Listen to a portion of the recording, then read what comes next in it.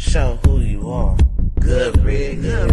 Is your kid in bid the forbidden? As it was written, you overbidding.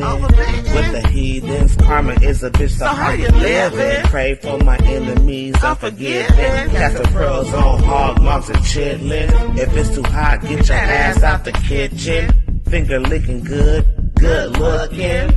Stewing in the stew, I'm cooking. You psyched out, paranoid and shookin'. Shook the table, spades I'm booking. Get prepared for this ass whooping. Listen to the words being spoken. You were talking, I'm awake and woken. While I'm spitting this, got your spit, got choking. Era of a glance in my world, eyes shut open.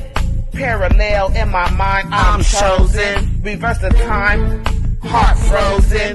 Antarctica, cold as ice. Casting locks, rolling dice. Mean as nails, I'm nothing nice. They persecuted me like they rejected Christ. Sammy, you don't. All right. Good evening, everyone. This is Mika Wash. Thank you guys for joining us. Tonight we got an interesting show. I want to introduce my panelists, and then we're going to get right into it, and I'll tell you about the show. I should have this show. Well, anyways, he got STL Wellness on here, but we got Coach Aki on here. Good afternoon, Aki. Fitness trainer, you got to unmute your mic. Yes. Am I still echoing in the background? Only when I talk or anybody else talk, it'll do a little echo, but you good now. Okay. Sounds good. Yeah. So we got our fitness trainer, Coach Aki. How you doing tonight? I'm doing great. How about yourself? I'm all right. I'm sorry for the late start, but the time is right now. No worries. And then we got the famous one on the ones and twos. You got to unmute your mic. Is he there? Famous one, Kenny? He not. Yeah. How you doing tonight? I'm all right. All right, that's good. Thank you for coming and joining us. And then we got Yaya, the woman of many hats. Hey. How y'all doing? How you doing tonight? I'm doing well. Okay, so I want to do this show because I think as a woman, I've been through these different stages, and I know that Yaya could agree. We've all been through these stages where we want to be seen or we want to be validated as women, So I decided to do this show called "What Happened to Our Women."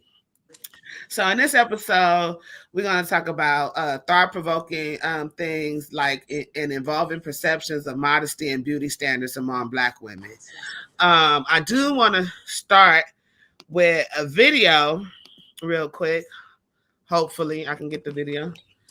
Oh, wait. I don't even got my tabs out. I'm so unprepared right now. But that's okay because it gives people time to chime in and come on in here. That's what I do want people to come on in here so we could talk about that, as well as body positivity, body dysmorphia, and it's good to have a fitness trainer on here to talk about those things and possibly what you've had to deal with when you're helping other people with their training. Hold on. So, sometimes we get a little slow start. I'm trying to get to this video here that I sent. Oh, here we go. I think this is it. Oh no. I'm in the wrong space. But yeah, I want to show this video and then we can start from there, and I got a couple of questions for everybody. Why is this? Let's see. I think I'm on the wrong page here. Let me send myself the video.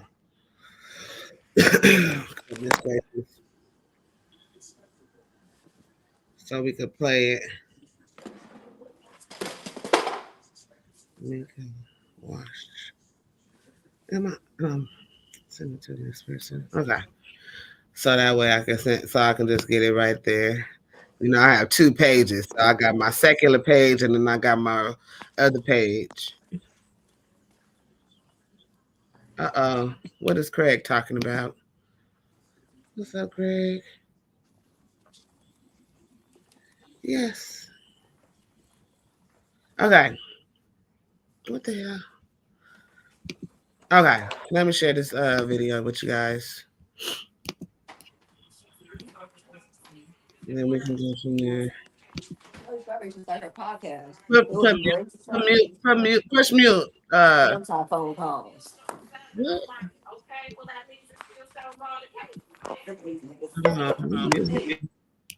Okay, because there's something going on in his background.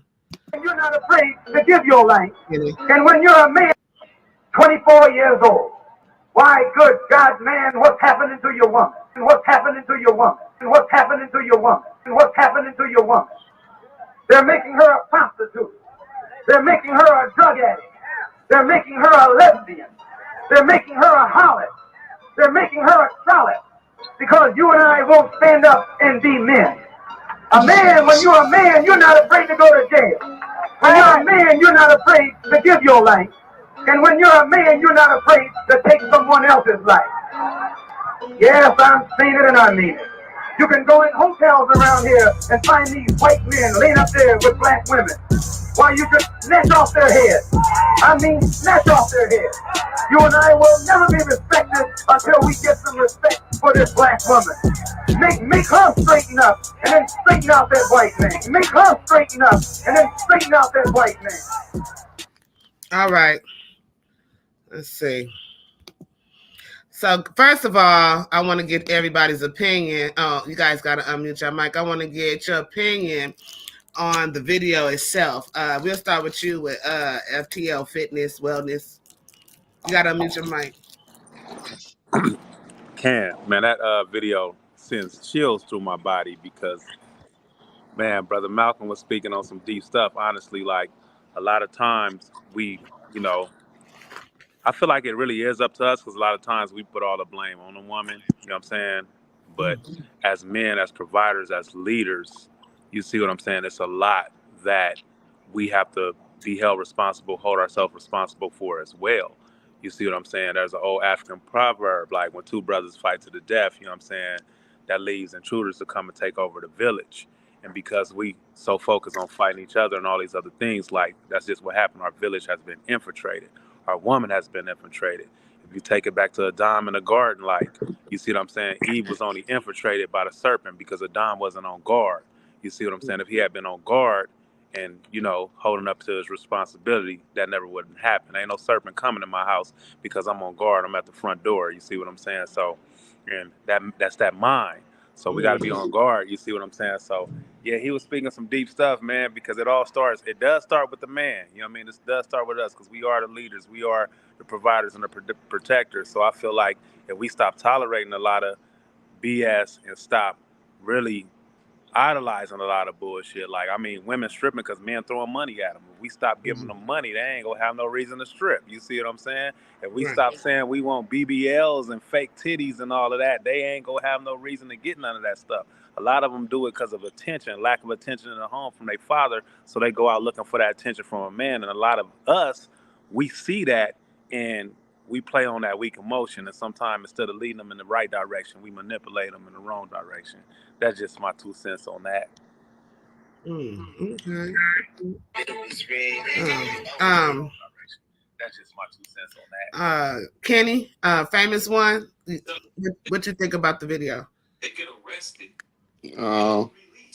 feel the same thing my guy was just saying. That's basically, it really falls on a lot of us, and as far as they putting that message out there, that's what we like. So they only trying to identify what they assuming what we like. Mm-hmm. And it gets so bad to the point that they're not realizing while they training themselves to try to train themselves that we like, they teaching their daughters to be the same on the same boat. So that's a whole nother generation that's going to be in the same twist. Mm-hmm. For sure. Yeah. For me, the video was scrambling really bad, but I do agree with what both of the guys are saying. That's just it.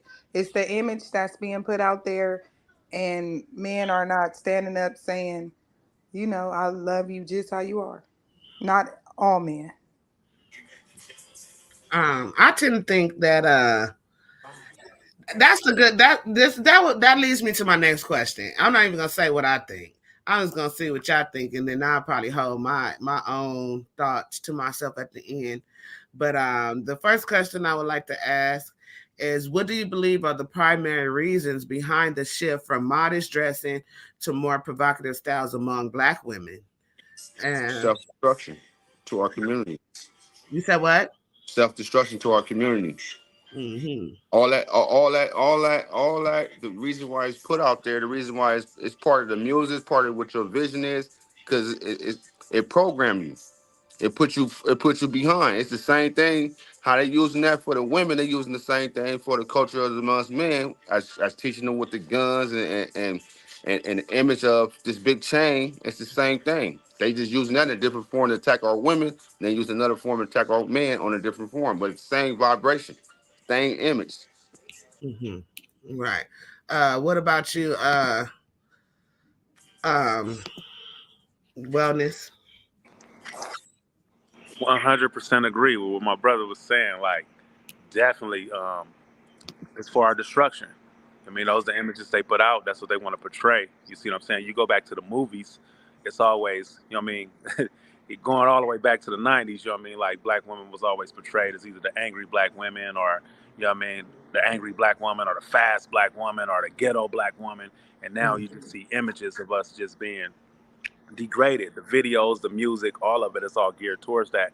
And in the beginning, women was kind of like, a lot of women was kind of like fighting back, but now they're embracing it. You know what I mean? Look at your Cardi B's, your Nicki Minaj's, your all these other rappers. I don't even know half their name, but these women rappers, they're embracing it, and now it's becoming a culture.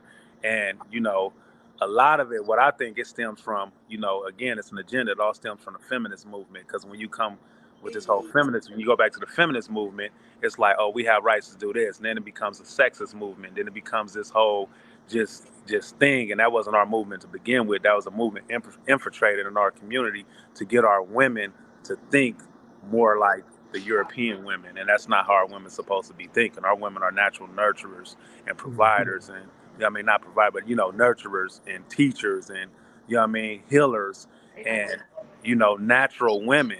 Like when you look at the BBLs and the fake breasts and all that, who was doing that first? Like white women was doing that first. They was the ones running around with getting the breast jobs, Beverly Hills 90210 or whatever all that stuff is, with the blonde hair. Now you got our sisters wearing blonde hair, getting their body done, getting surgeries and different stuff. You see what I'm saying?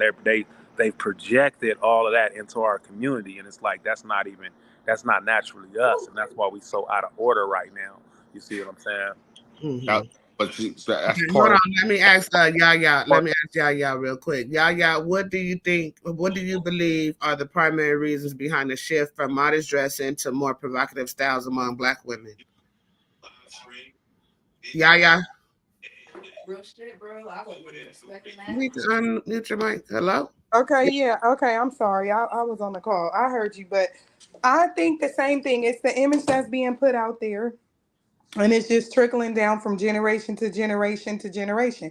Anything they put in the media, people gonna gravitate to. Certain people gravitate to, and then it's just a domino effect. It's from my daughter to her daughter to her daughter.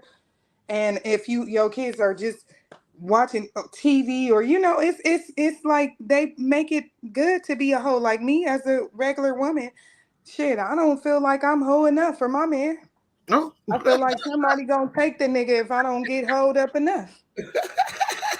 I'm just being honest. Like, goddamn, you got the hoes, you got the homosexuals, it's a struggle out here. It is. Go ahead, Kenny. You was gonna say something. uh yeah, I think all that's like the chessboard, you know what I'm saying? It's part of the plan. Mm. Yeah, it is. I definitely think it's a part of the plan, but I Our, think it's our strength is in our women, so you knock them down, we knock down. hey. That's a fact. That's from a man. I didn't say it, y'all. Y'all said it. Y'all say I always be male bashing and You knock, everything. I do knock, not male bash, but knock I our feel Now, what is we? We ain't shit. Yeah, I feel like if the man is supposed to be the head and we're following the leader and the women are doing X, Y, and Z, then something happened with the leader. Something happened there, but we don't know. I don't really know what happened. You know what I'm saying? Um, I'll say, you're right. Some did happen with the leader, but also like a lot of the influence does come from the woman. You see what I'm saying? Because the woman influences the man, even though the man is the leader, but the woman is what glues the family together. You see what I'm saying? So us being the leader, we very linear. The woman is able to see from different directions. She's our vision in places that we can't see. We visionary straight ahead. The woman adds to it. So if you can attack the woman, then you got the man. You see what I'm saying? You definitely got the man because she's our wise counselor. She's the glue to the family. You see what I'm saying? And how that happens is, how do you attack the woman? You attack the woman by removing the man. You see what I'm saying? By coming with things like welfare back in the day where you couldn't have the father in the house. By coming with, dropping drugs and guns and all that stuff in the black community, coming with the war on drugs, the gang war, all that stuff, locking millions of our men up. Yeah, we fall for those. We fell for those things. So yeah, it goes back on us. But they had a very strategic plan to first move the man out of the way, so then that they can creep in and get to the woman. And now here we have it. You see what I'm saying? Like Malcolm X is basically saying in the video, now you got white men sleeping with our women in hotels, prostituting and all that different stuff. Like because of the man, we wasn't on guard. We was unaware of these traps that they set up for us. And even when we saw these traps, we continued to go after them because of our own greed and lust of the eyes, wanting that money. You see what I'm saying? Want whatever comes with it. And it's just a system. It's a revolving door.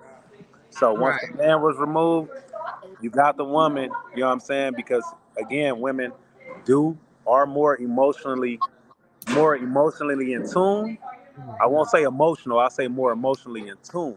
So when you got different programs and different stuff that know how to play off of a woman's emotion, the man is not around now, it's easy to play on those emotions. You see what I'm saying? So there you have it. Like you had a generation of women raising children with no fathers. You know what I mean? The father's out of the home. It's all go back to daddy issues. The woman that's half naked on TV dancing and shaking her ass, she ain't got no father at home. The young man that's running around here gang banging, toting pistols, he ain't got no father figure.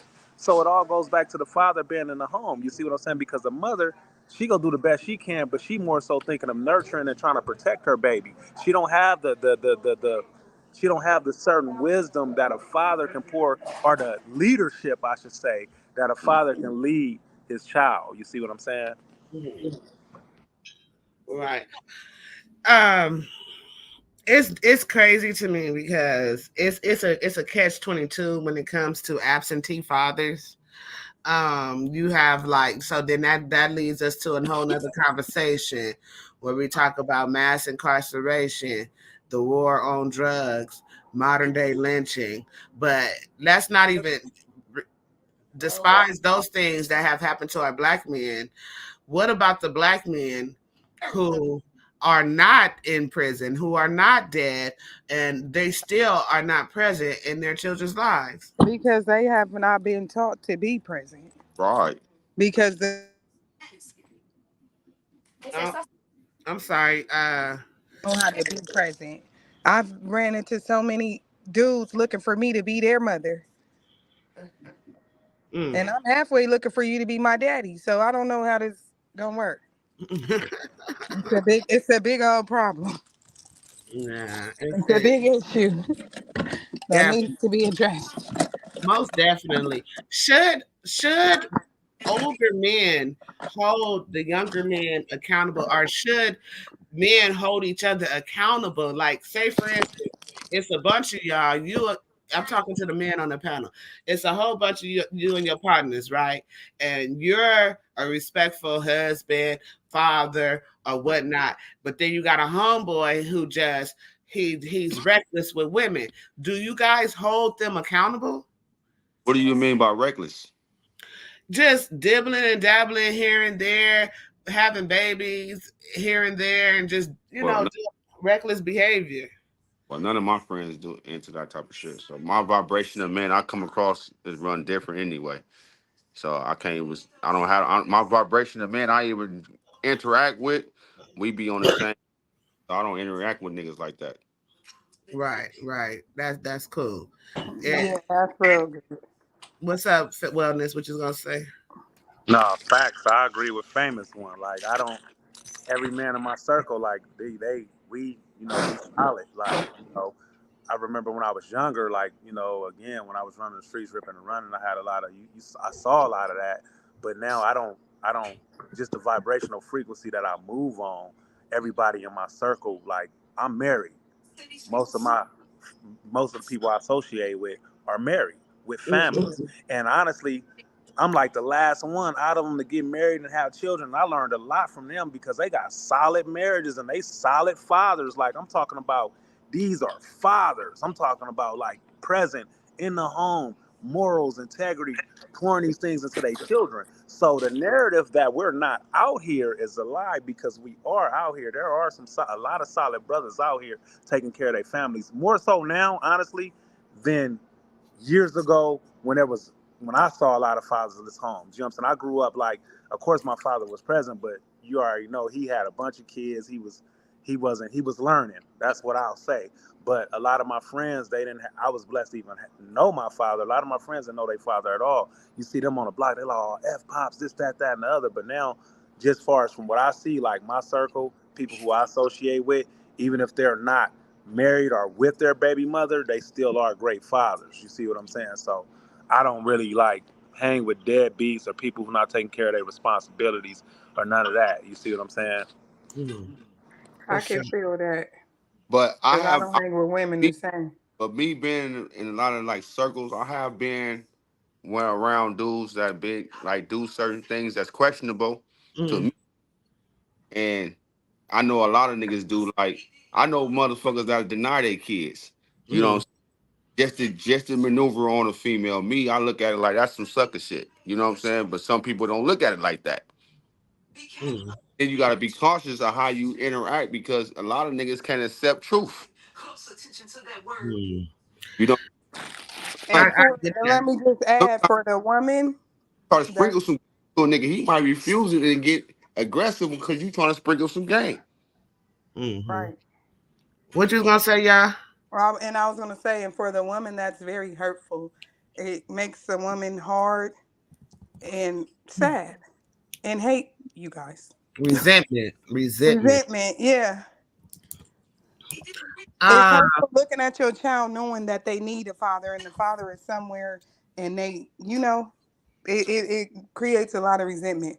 But a lot of times I know that the fathers don't know how to be fathers. I don't know how to be a father. So I wouldn't know what it takes to be a father. uh, Because you said something earlier, It and that takes an that kind of example at ties in. least. That ties into what Yaya was just saying. Like a lot of fathers don't know how to be fathers, right? And we was talking about like the mass incarceration and everything that happened, like from the 80s and 90s. Now, just from my experience of being in the streets from the 80s to like 90s, um, a lot of those dudes, a lot of the dudes who was giving game, like solid game, like lacing the youngsters, like with wisdom on, a lot of those dudes are the dudes who got caught up in that mass incarceration or whatever. Because we had dudes in the streets that was OGs, but they still was giving us game. You see what I'm saying? Like, man, never, just rules that we can follow on how to be a man, how to be solid to the best of potential. So a lot of the dudes who did have the wisdom in the game, I mean, you sit and talk to some of them crackheads back from the 80s and all that, they had wisdom. But those were the ones who were capable of teaching the young generation. So in the streets, when they after that mass incarceration, after that war on drugs, after all of that, you had a bunch of kids raising kids, and you had a bunch of youngsters running around with no guidance at all. So it became lawlessness. You see what I'm saying? Back then you had some type of rules and some type of values, you know what I'm Exactly. saying? But after that, it was like wiped out and you just had a bunch of youngsters. I remember that even happened with me. Like when I went to prison and I got out, I was like, wow, it got 10 times more disrespectful. But when I went to prison, everybody my age went to prison at the same time. So it was a bunch of 14, 15-year-olds left on the streets to figure it out. You see what I'm saying? So that's the reason that does have a lot. So I do say that does have a lot to do with even these ones now that might not never been to prison or any of that.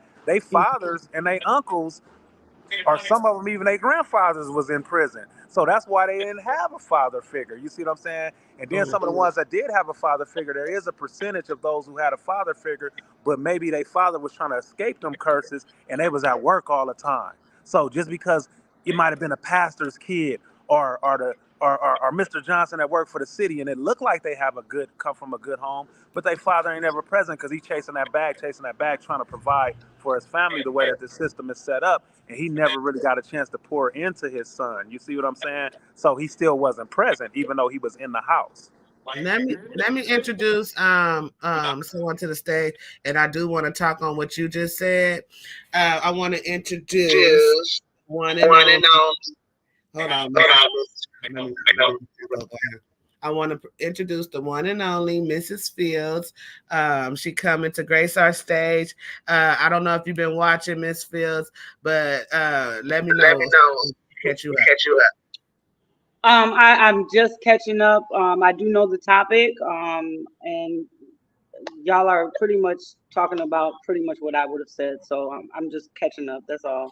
But thank you, and thank you for having me on. Oh, no problem. So I'm gonna be muting your mic because we got a little feedback, a little echo coming from your end. But I'm gonna replay the video. But let me just address something that Wellness said, because it made me think of a question, because traditionally speaking, the male always worked, right, and the mom always stayed home. So it's not like that the male was always present in the home, because traditionally he was always busy. But his presence, like him coming home from work, eating dinner, and those type of things. Of course, maybe his days off of work or whatever. But 9 times out of 10, the man has always been chasing the bag. So how is it different from yesterday than today? I'll tell you how it's different from yesterday than today. Okay. Well, it's the programs. It's the way that the system is programmed and designed now. So if you go back to, like, let's say far way back before the 80s, like a lot of men who were working, they was either working on their own business, whether it was out, whatever they was doing, shoe shining, cars, whatever they was doing, or if they had a good job. We had more of a community then. So it was more of a village. You see what I'm saying? It was more of a village to even take care of the kids before the father got home. And when the father did get home from work, he was present helping his kids. You see what I'm saying? He was helping his kids maybe with whatever, talking to them, spending time with them. Or he was enforcing them laws as far as giving certain rules to the mother, and she was enforcing them. But now, with fathers present, the ones that are present at home, maybe they come home, they watch TV. You see what I'm saying? They watch TV, they watch the news, they still cares of the world, or they bring their work home with them. So there's a difference between going out and working and providing for the family and then still coming. When you come back, being a father is, you don't turn that off. Me, I work 3 jobs. I'm on break right now. Like literally, when I get off of this, I'm back to the grind. I'm working 24/7, but you see me, I spend so much time with my wife and my daughter. I pour into them. I'm at home, we reading, we going through scriptures, we praying together. Like, I'm spending that time with them. I'm bonding. I'm creating an atmosphere in my household. When I come in, they're happy to see me. I'm not about to come in fussing and yelling and turning on. I don't even have no TV in my house. So I'm present in my child's life. Now, if I was just to come home and be like, oh, I've been working all day, I'm tired, I'm going to sleep, or I'm about to watch the news, watch TV, or play PlayStation, or whatever the case may be, that's providing for my family only financially. It's not providing for them mentally. It's not providing for them emotionally. It's not providing for them spiritually. So when you are a provider, you're supposed to provide in all areas. And that's where a lot of our fathers and elders had it wrong because of this system. And that's what I meant by the system. They just want to work you, and they disconnect you from the Most High. They disconnect you from God. So therefore, it's all based on physical, tangible things, and that's the only thing we think of when we think provide. A man is more than just going to work and bringing back money. You see what I'm saying? There's Mm. so much more we supposed to do to provide for our family that don't have nothing to do with money, and that's where a lot of people got it twisted because the pressure is on us because of society. Oh, you got to have six figures. You got to have this. You know what I don't hear when a woman when a lot of women these days describe a man. You got to be following the Most High. You have to be spiritually grounded. You have to Come have a on. sound mind. You have to be mentally healthy. I Mm, don't hear none of those things.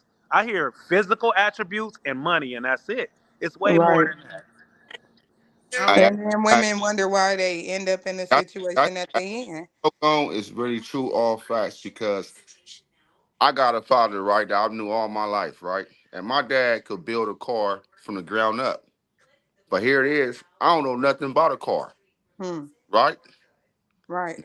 Never be that, if that makes sense. So It now should. that I know that he didn't teach me these certain things, I'm in the transition with my daughter to break the cycle. So I'm each one teach one inside my household. Hmm. You know what I'm saying? When I go out and provide, come back and provide. But when I walk with my daughter, we going out. I'm pointing out that's a plane, that's a car, that's a lizard. Cause you know what I'm saying. And at the same time, I'm talking culture. I'm talking where she come from. You know what I'm saying? That's building in self love.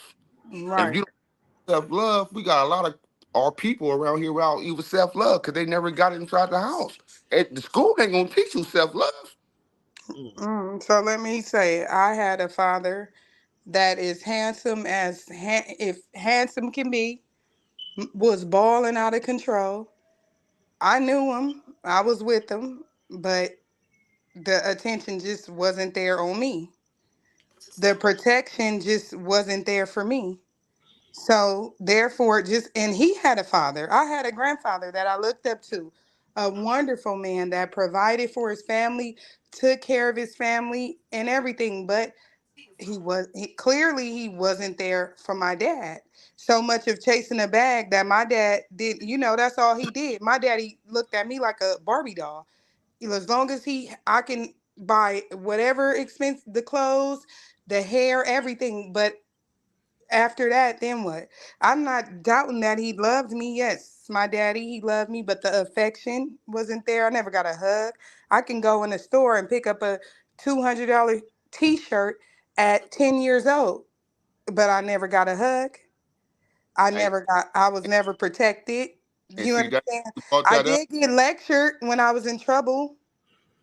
So that kind of led me to look and seek men that I felt like protected me. Mm. And that was the wrong thing because I felt like they were men because they could shoot somebody or they would fight somebody, but in reality, they weren't men at all. And that And was that just, was Miss and Patricia, that's just and that's just another another part of the part of the cycle. cycle. Miss, Um, I'm trying to. I look. My glasses are bad. The guy in the yellow sweater. mm. He was just talking. I can't. I really can't see your name. It's so small on my. I have to be on my phone right now. But some of the things that he said, it's one of the reasons why I adore my husband so much. I'm a stay-at-home mom, and I make sure that everything is done. When my husband comes home from work, he doesn't have to lift a finger in this house if he doesn't want to. Besides his, cut the grass, weed eat, something like that. But I do that because I want him to have every moment that he could possibly have for himself as well, where he can decompress, change his clothes, eat. But after that, he spends so much time with the kids. Like he is so hands on with the kids. I actually think that my husband is a better parent than I am. Not that I'm a bad mother. I think he's just a better father than I am a mother. I'm always on serious mode. I got to get the laundry done. I got to get the cooking done. But because I do all of those things, when he gets home, it's like, oh, Dad, can we go fishing? All right, come on, we go fishing. Or my daughter runs to the front door and he's like, baby, let me wash my hands and I'm gonna sniff around your neck, because it tickles her. So something that he said earlier, and he's the sole provider. Like again, I am a stay-at-home mother, but it goes more than just providing. He doesn't just come home and flop down on the couch and say, oh, well, there it is, here's the money for the bills, my job is done. No, he takes it so much further to where he's so involved with the kids as well. And my children adore their father, and I think that that's something that is missing and has been missing in a lot of households. And I had some time to think about the topic because Craig had told me the topic before inviting me, and that was actually going to be my main focus, of my contribution, is that a lot of women are the way that they are because they really lack the presence of an active father. And that doesn't necessarily mean that it has to be from a single mother home. It can also be from a two-parent home where either dad is always at work, or when dad comes home, he doesn't really show, like she was just saying, doesn't really show that affection, doesn't give the hugs, or will buy you whatever you want, but doesn't really reach out to that child. So I just wanted to touch on that part. Okay. Okay. I got a I mute. got a mute. It's a echo when I talk coming from you. So I do agree with what everybody is saying. However, I did spend time with my father. Unfortunately, I mean not unfortunately, because it was very fortunate. I did spend time with my father. But the things that I did with my father, like bowling, we went bowling a lot. We went play basketball a lot. So I'm a girl. I mean, I play ball. I could ball. I probably could whip some of y'all in basketball, but that's neither here or there. But so I did have those times with my dad, and but it was certain parts of my life I felt like he wasn't present, and that I wish that he was present. And like after having children and stuff like that, and being a single mother, at some points in I have not always been a single mother, but it's been points in my life where it was just me, a long stretch where it's just me, and having to be a provider and be nurturing, that is hard. That is not an easy task. It's like when you working 40 hours, 80 hours a week, because sometimes I have to work double time, triple time just to make the money, that I need to make. And, coming home, trying to do homework, make sure they're on their business, and then still try to find time for their emotional wellness and all those things, it becomes draining. So it's like, where do you balance the time? How do you find the time? You know what I mean? So I think that we need to like kind of realize that it wasn't easy for our fathers. It was never easy for our fathers to be the sole provider or whatever, or be a provider. That is hard in itself. And being a single mother and being a housewife, because I've been a housewife before too, that ain't easy either. So, but my next question, because y'all done went on, and I let y'all go, and y'all done answered all my questions already. But I'm still gonna ask questions. Let me say something. What's his name with the yellow on? That's wellness. Coach Aki. Just call him Hi, Aki. well, okay. I'm gonna say something about what he was saying about when the men, like all the in the 80s and the 90s, basically the OGs went to jail.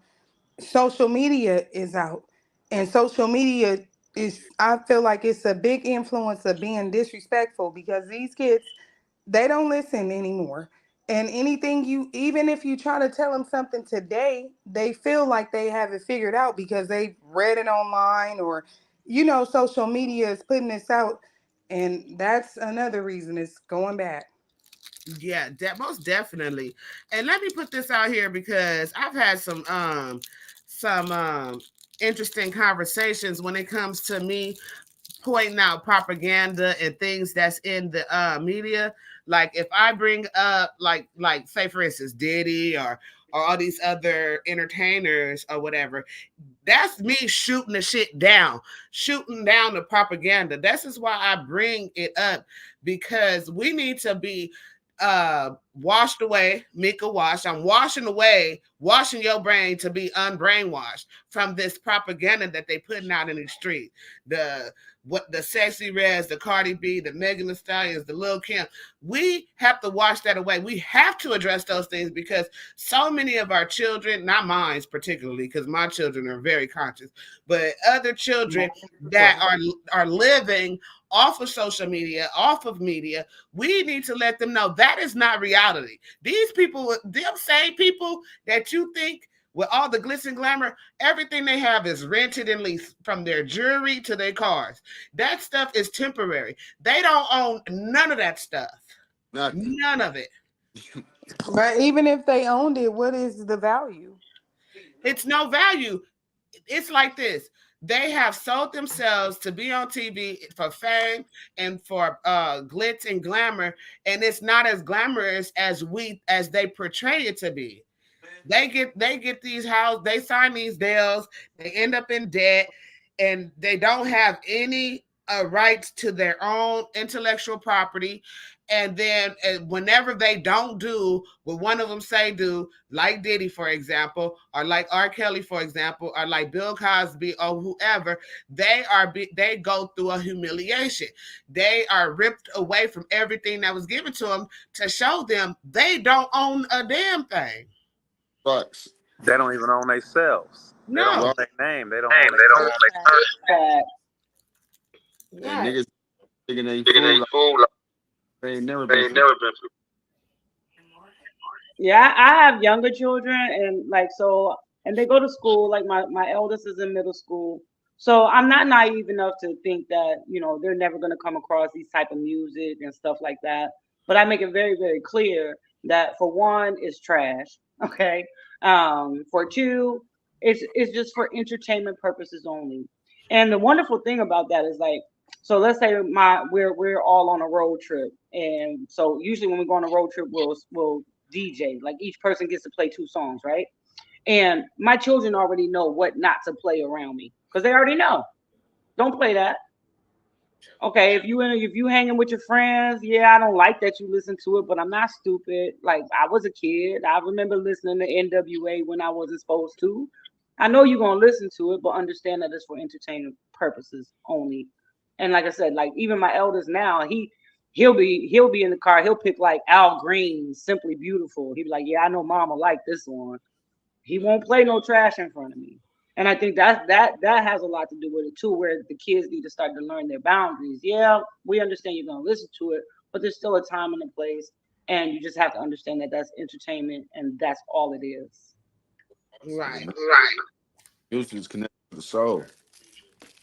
Yes, and I teach my children that on a regular, no. So they know that. Okay, so let me get music is very spiritual. question. Very spiritual. You're right. What'd you say? I just agreeing with the famous one was just saying, like what my brother was just saying, music connects to the soul. It's very intentional. The music, the movies, everything that they put out. Vibration. Yes. Vibrations. They know Yeah, I Yeah. was gonna say vibrational frequencies and those type of things. It's definitely something. Hey, chess, Yeah, it's a magnet. chessboard, right? So y'all done answered like 3 or 4 of my questions already. Cause okay, let me just go through the questions so I'm not gonna let you answer this because you already answered it. How do societal norms and media representations influence Black women's perception of beauty and self-image? And then the next one, though, I do want you guys to answer, and I'll go from panelist to panelist. Can embracing provocative attire and body augmentation be seen as a form of empowerment for Black women? Why or why not? And I will start with Mrs. Fields. I'm a very modest woman. Mm-hmm. So for me, I was always taught leave something to the imagination. Don't go out in the world half naked. A lot of, from what I see, I can only go from observation, is that women say that they're doing these certain things for themselves and not for male attention, but they know that it's going to draw male attention. And then it just ties back to everything else where our younger children are seeing those things and it's getting them the attention, but is it really the attention that they want? So personally, for me, I'm always going to lean with the more traditional modest setting where, I don't see the need to be half naked. Whether you're a celebrity or whether you're just a plain Jane average woman, working a 9 to 5 at Arby's, there's no need for it. Um, that's my intake on it. All right. Yeah. Can you repeat the question? I'm sorry. Can embracing provocative attire and body augmentation be seen as forms of empowerment for Black women? Why or why not? No, I don't believe that it can be seen as a form of what did you just say? I'm sorry. Empowerment. No, empowerment. No. I don't see it as a form of empowerment. I do, but I don't. I also don't think. I believe that women can want to do body augmentation for themselves. I don't think that all women do it for a male's attention. Okay. Why or why not? Because you just might want to do some. I mean, as far as rearranging your whole face and your whole body and things like that, no. But if you want, I feel like if you want to do something and you feel like it will make you feel better about yourself, and it's you that want to do it for you, then I don't feel like there's a problem with that. Okay. And I feel like there's women that there some women do things just for themselves. Okay.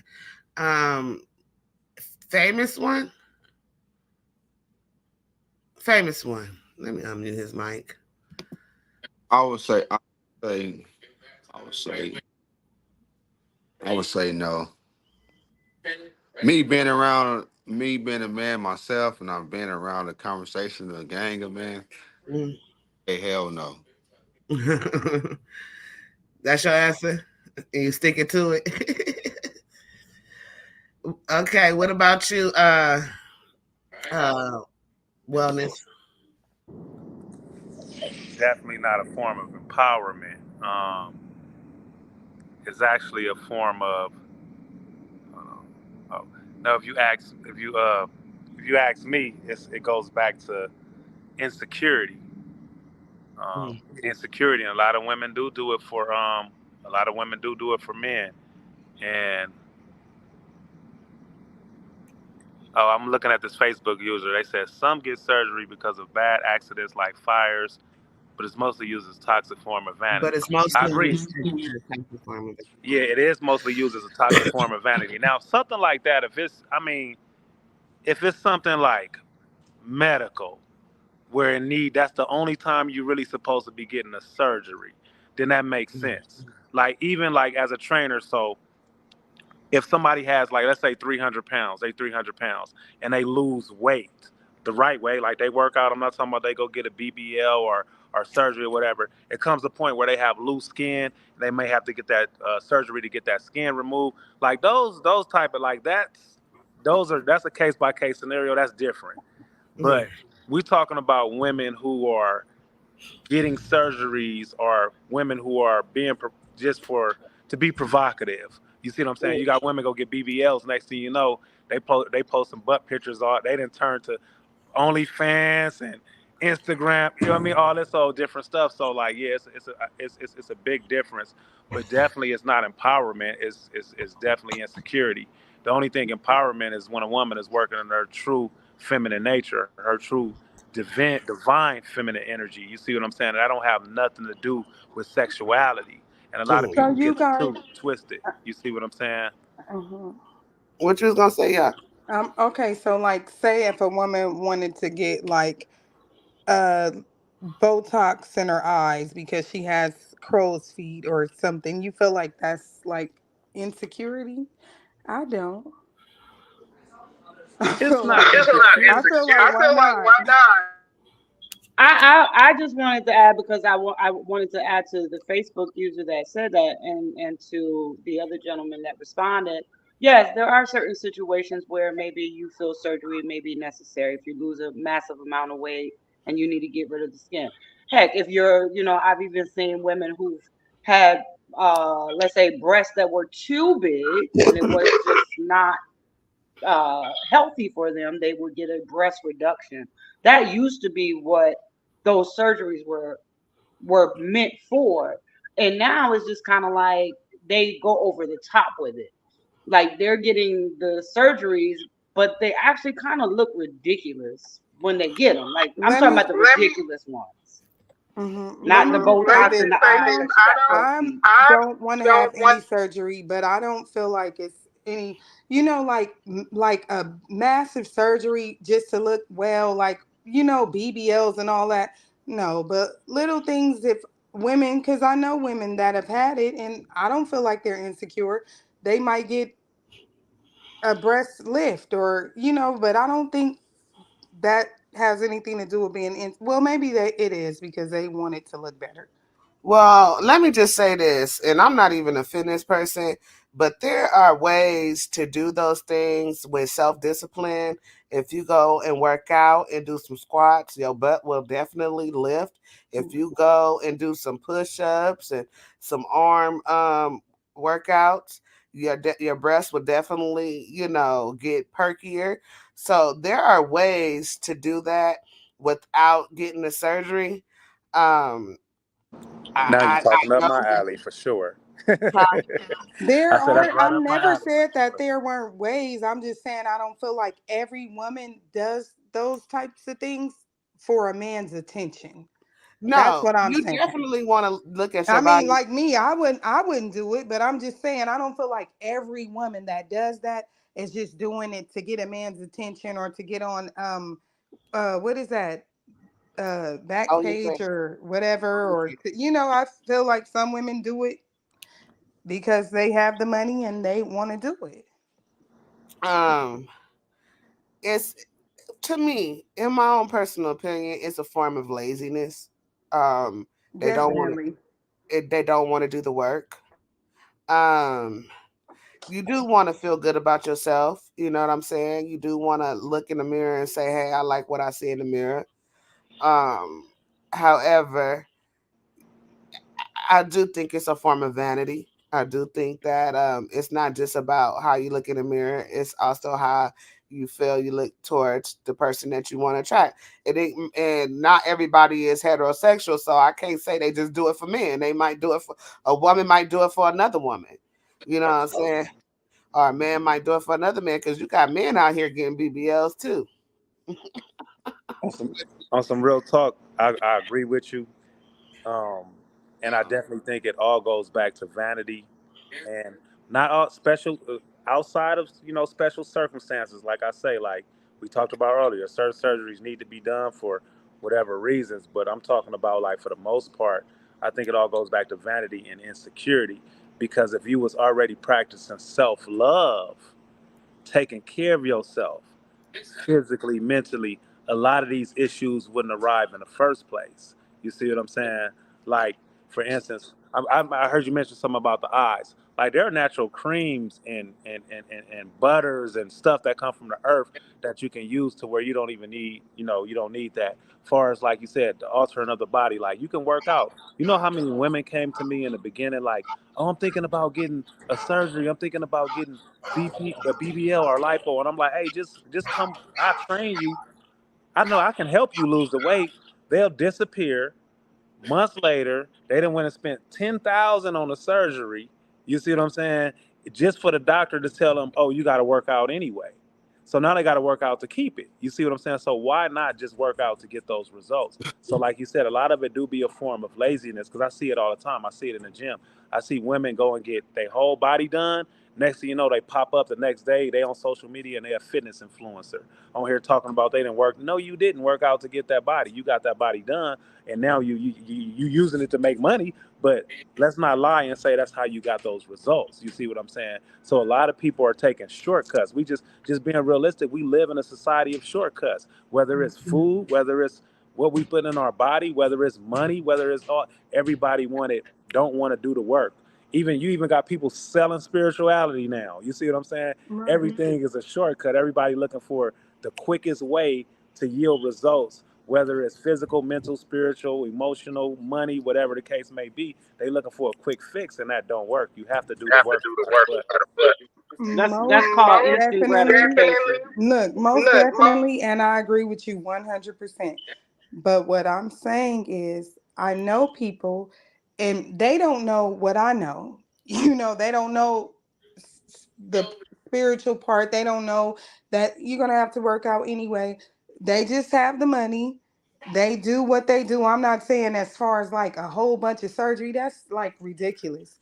But certain things they don't know. They don't know about eye creams. You understand? They don't know about that. Only thing I'm saying is that all women don't do it for the attention of a man.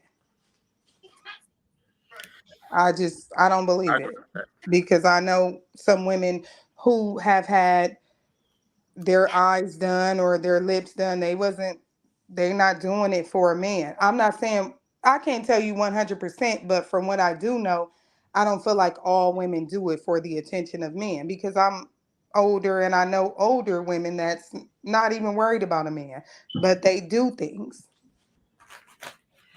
No, that's in hindsight because we really don't know the motivation. We just know what people tell us. You know what I mean? So that's in hindsight, like if they do it for a man or not. But you would like to think that, okay, who else is going to be looking at you? Yeah, but I just don't know. I don't think that. I just don't want to say all women that do it for the attention of a man. Most majority, don't get me wrong, but I don't want to say all. Yeah, I never said all. I did say most women do it for the validation of men. Right. And I think that we're getting a little bit on the side. I think because the original thing is like, I think we were talking about the more extreme cases, not the, getting rid of the crow's feet to look a little, 5 years younger when you're 55, or, something like that. I think we were more on the lines of talking about, we're like literally going to Mexico and getting fat No. sucked out of one spot to another, and our butt reaches further than the moon, and and like we're doing extreme things now. Yeah, Yeah, no. because the topic of conversation was uh, Wait a minute. Wait, being provocative. before you go, hold on. Miss Fields, if you got some earphones or something like that, that would be nice because it gives off an echo on your end. I mean, from your phone. I don't know if you're using the Android or not, but like some earphones. If you have some, you might want to put those on. Go ahead. More coffee. Who was talking? Whoever was finna talk. I don't know. I was saying, yeah, that we was more so on the topic of does the women being provocative, is that empowerment? So that was the whole point of like the surgeries and different stuff to look a certain way. You know what I'm saying? So it goes back to that being provocative. So that's pretty much was the topic. Like we did say in the beginning, certain surgeries for certain for for it's a case by case scenario. Certain things need to be done. Like I gave the example of the skin removal and certain stuff. So surgeries do have a function when it comes to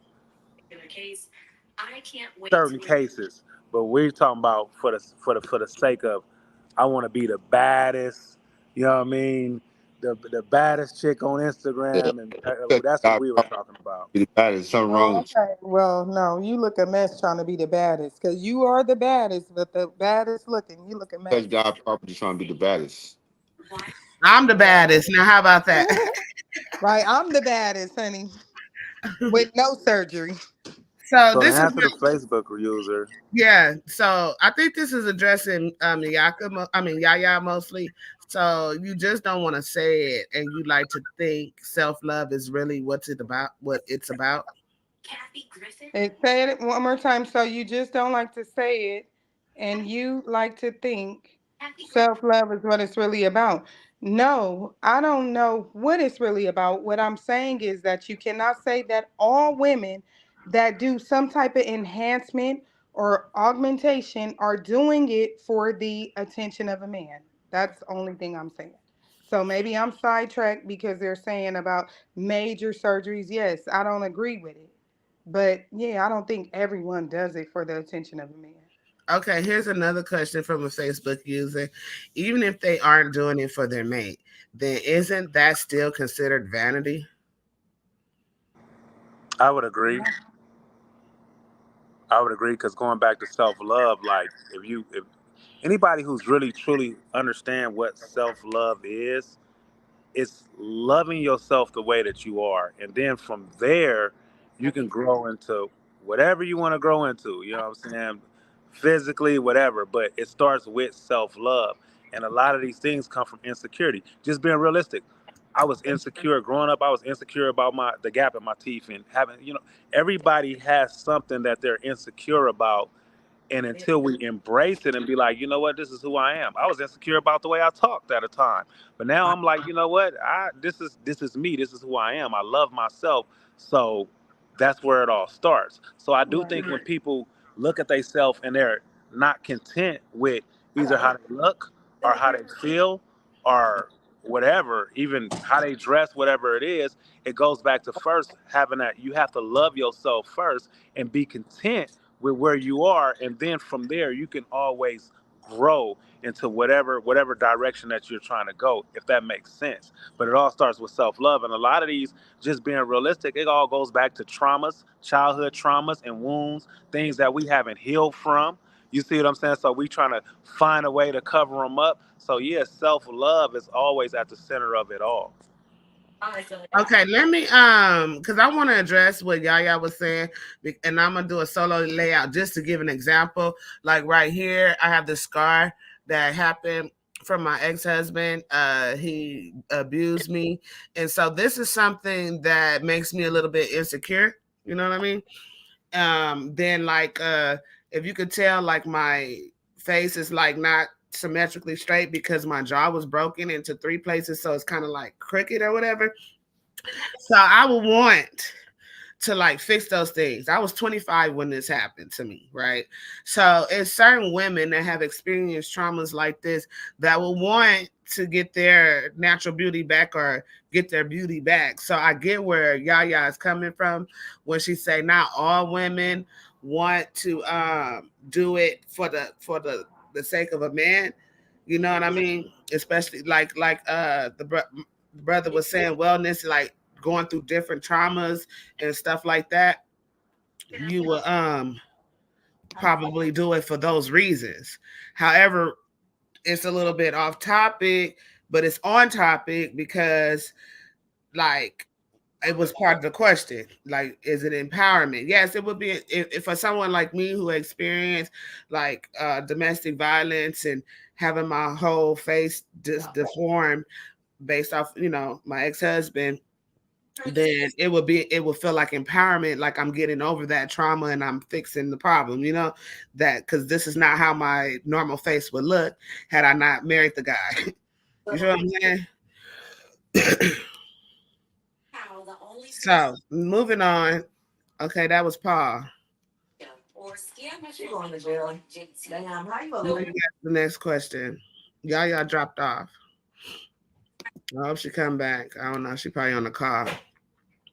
I'm sorry, guys. Let me ask the next question, which is, what are some potential challenges or criticism faced by Black women who choose to express themselves through provocative dressing and body modification?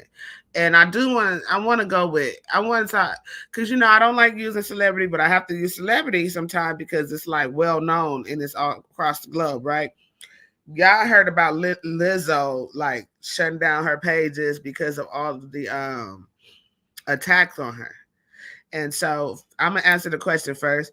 I feel like the challenge is that when you start dressing provocative, and you're supposed to be like an entertainer or musician, your real talent is buried under that. We don't really get to see who you are talentedly, as if that's a word. We don't get to see your talent because we too concerned about you walking into a Lakers game with your whole ass out, ma'am. We don't want to see that. Like everybody don't have to see your body, and it's not just that. Like Beyonce, like or the other female singers or rappers. Like, how can we focus on your talent when you got everything hanging out? People is focused on other stuff. How many pictures is going around of Beyonce, you who just hanging out. So it's like we want to focus on what you bring to the table, what your talent is. Hello. Hello. Hi. So, I'm back in. Sorry. so I was asking this question: what are some potential challenges or criticisms faced by Black women who choose to express themselves through provocative dress and body modification? So who want to go first? I'll let any one of y'all go. Just unmute your mics. Whoever wants. You're gonna be judged. Just like that. Just like that. You're gonna be judged. But wait, can I get back to the last thing? What happened? Okay, so look, I was wrong. You guys were right. And it is true. Anytime I was looking at insecurity in a different way, like as far as self love, instead of the true definition of insecurity. And you guys are correct. Anytime that you alter yourself in any way, you are insecure about that situation. I just wanted to give y'all props. I was wrong. You wasn't My wrong phone went dead. because My just because phone went dead before. I mean, you insecure, but that don't mean you doing it for a man. right. Just It's say not that. always. We agree with that. I think We agree everybody with that. agrees with that, right? That it's not always for a man, right? I think we all agreed with that. That it's Yeah. not always for a man. Okay. Yeah. But So it's anyway, to not the no right next or wrong. question, yes, you will just be judged. Okay. So Mrs. Fields, I'm gonna let you go, and I'm gonna mute my mic so you can go on the. Do you want me to re-ask the question, Miss Oh no, Fields? I got the question. I actually agree with you. Using the celebrity as a example, where when you dress a certain way and you are seen that certain way, it takes away from the person. 'Cause you could be the nicest person in the world. You could be the most God-fearing woman in the world, right? But the way that you present yourself is always going to be the perception of what a person has of you. So when you're going out and you're dressing in a certain manner, it's going to just give that perception off top. Oh, well, she's like this. She must be for the streets. She must be this. And they'll never see, the type of person that she possibly could be. You know, I could put myself in that situation because I think that I'm a pretty good woman. And if I went out tomorrow and I dressed half naked, they never know that I was a stay at home mom and I was a wife and I cooked and cleaned every damn day and took care of my kids. All they're going to see is that, oh, well, look how she's dressed. So she must be this. And that's just like reality. No different than when a lot of times we see young men when they got their pants hanging off their ass and a do rag on and got the grills in the mouth. What's the first thing that we think? Oh, yep, he on the streets. He from the streets. That's what we perceive him as. And he could be a businessman. He could be a CEO for all we know. But his perception of what we see, that's gonna be what they're judged on. That's really reality. All right. Famous one. Where you at, bro? Hell no. Sandy the I was gonna say the same thing. 'Cause that goes away. Same shit. If I was inside of McDonald's Mhm. and I walked in there with my baby with a stroller, that would be give you a different idea about me. If I walked in there with my pants hanging and sagging, you for automatic, you'll think I'm aggressive. You'll think I'm on the streets. So it's the same thing. But if I walk inside the store and see a female with the same outfit, automatic. If I'm in that type of vision, I'm gonna be thinking like, oh yeah, let me holler at her because she got loose. That's automatic. We gonna assume Mm. if that's what I'm on in that particular moment. But a lot of the times, if we on that particular moment, that's the particular mind frame we gonna be on for sure when we see that. Mhm. Okay. Wellness. Are you done, Kenny? I totally agree with what he's saying. And I totally agree with Mrs. Fields. Go ahead, Wellness. I agree with what everybody was saying. Facts. It just is what it is. You know what I'm saying? Let's say a female on her way somewhere and she dressed half naked and her car break down and it happened to break down on Figueroa and she got to get out and walk, I'm gonna think she a hooker. You see what I'm saying? Because she dressed the part. Like that's just what it is. You know what I mean? You know what I mean? It's that's just facts because when I was in that lifestyle, when I was clubbing and different stuff, I would see a female half naked already. That's my first thought. It's like, oh, she with it. Like, let me try to take her home. Like, that's all it is. I'm not worried about if she has an intelligent mind or, you know what I'm saying, if she's a good woman because I only see one thing. I see what she's displaying. You see what I'm saying? You take that same woman, I might see her the next day and she's dressed modest or whatever. And I'm like, okay, let me see what she's talking about. Let me get to the approach is different. You know what I'm saying? The approach is way different. You got dudes out here. Well, I don't know about now. Some of these dudes is totally disrespectful, but you got some dudes. They'll see a woman walking. Hey, how you doing? What's up, Queen? And then the next thing you know, they see, hey, mama, come here. Hey, check it out. Let me holler at you. Same dude hollering at two different women. One might be dressed. She look carrying herself like a queen. This woman over here is look like, hey, little mama, let me holler at you, because that's how she's dressed. You see what I'm saying? So it just is what it is. Right, right, right. Um, I was just before we start this show, I was on the bully. I call it the bully. We call it the bully, but it's like the family house or whatever. And so my dad's there, my uncle's there, and then it's a whole bunch of old men there, whatever. So I was talking to them about this show, and I said, so we're gonna talk about women. I'm telling them, right? We're gonna talk about women who dress provocative and could be mistaken for prostitute. And so my uncle was like, because they are prostitutes. He says they dress like one, then they are one. And I'm like, for real, uncle? He said, yeah. If I can't tell the difference if she a prostitute or not, then she's a prostitute. Hey, you know And the crazy thing? You know, hmm And then we got, like they going for the bag. They trying to marry NBA players, football players. They dress provocative, and they trying to like get a baby so they can have. It's prostitution in other ways, right? It is. hmm Absolutely. it is because if it wasn't, like a woman wouldn't even feel comfortable dressing like that. Right. If I can interject real quick, there was one skit, not skit, but a comedy show that Dave Chappelle did. I know all y'all gonna know exactly what I'm talking about, where he says, imagine I'm in a problem and I'm on the street and I run to the corner and I see a police officer, right? And this person is dressed as a police officer, and I'm like, hey, help me, help me. I need some help. I just been robbed. And then the guy looks at him and like, well, what would make you think that I'm a police officer? He's like, well, because you're dressed like a police officer. Why would I not assume that you're a police officer? And he ain't even a police officer. So again, it just goes back to saying like the way that you present yourself is how people are going to take you. If I wear a military uniform, if some shit hit the fan, you might run to me and say, "Hey, can you help me?" And I'm like, "Oh no, I just wear this for fun." Wait, what? What? I just all It's crazy. level, level of religion or godly within us.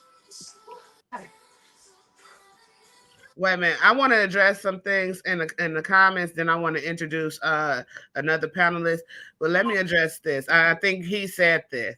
He said it's about how many males indulge in that behavior.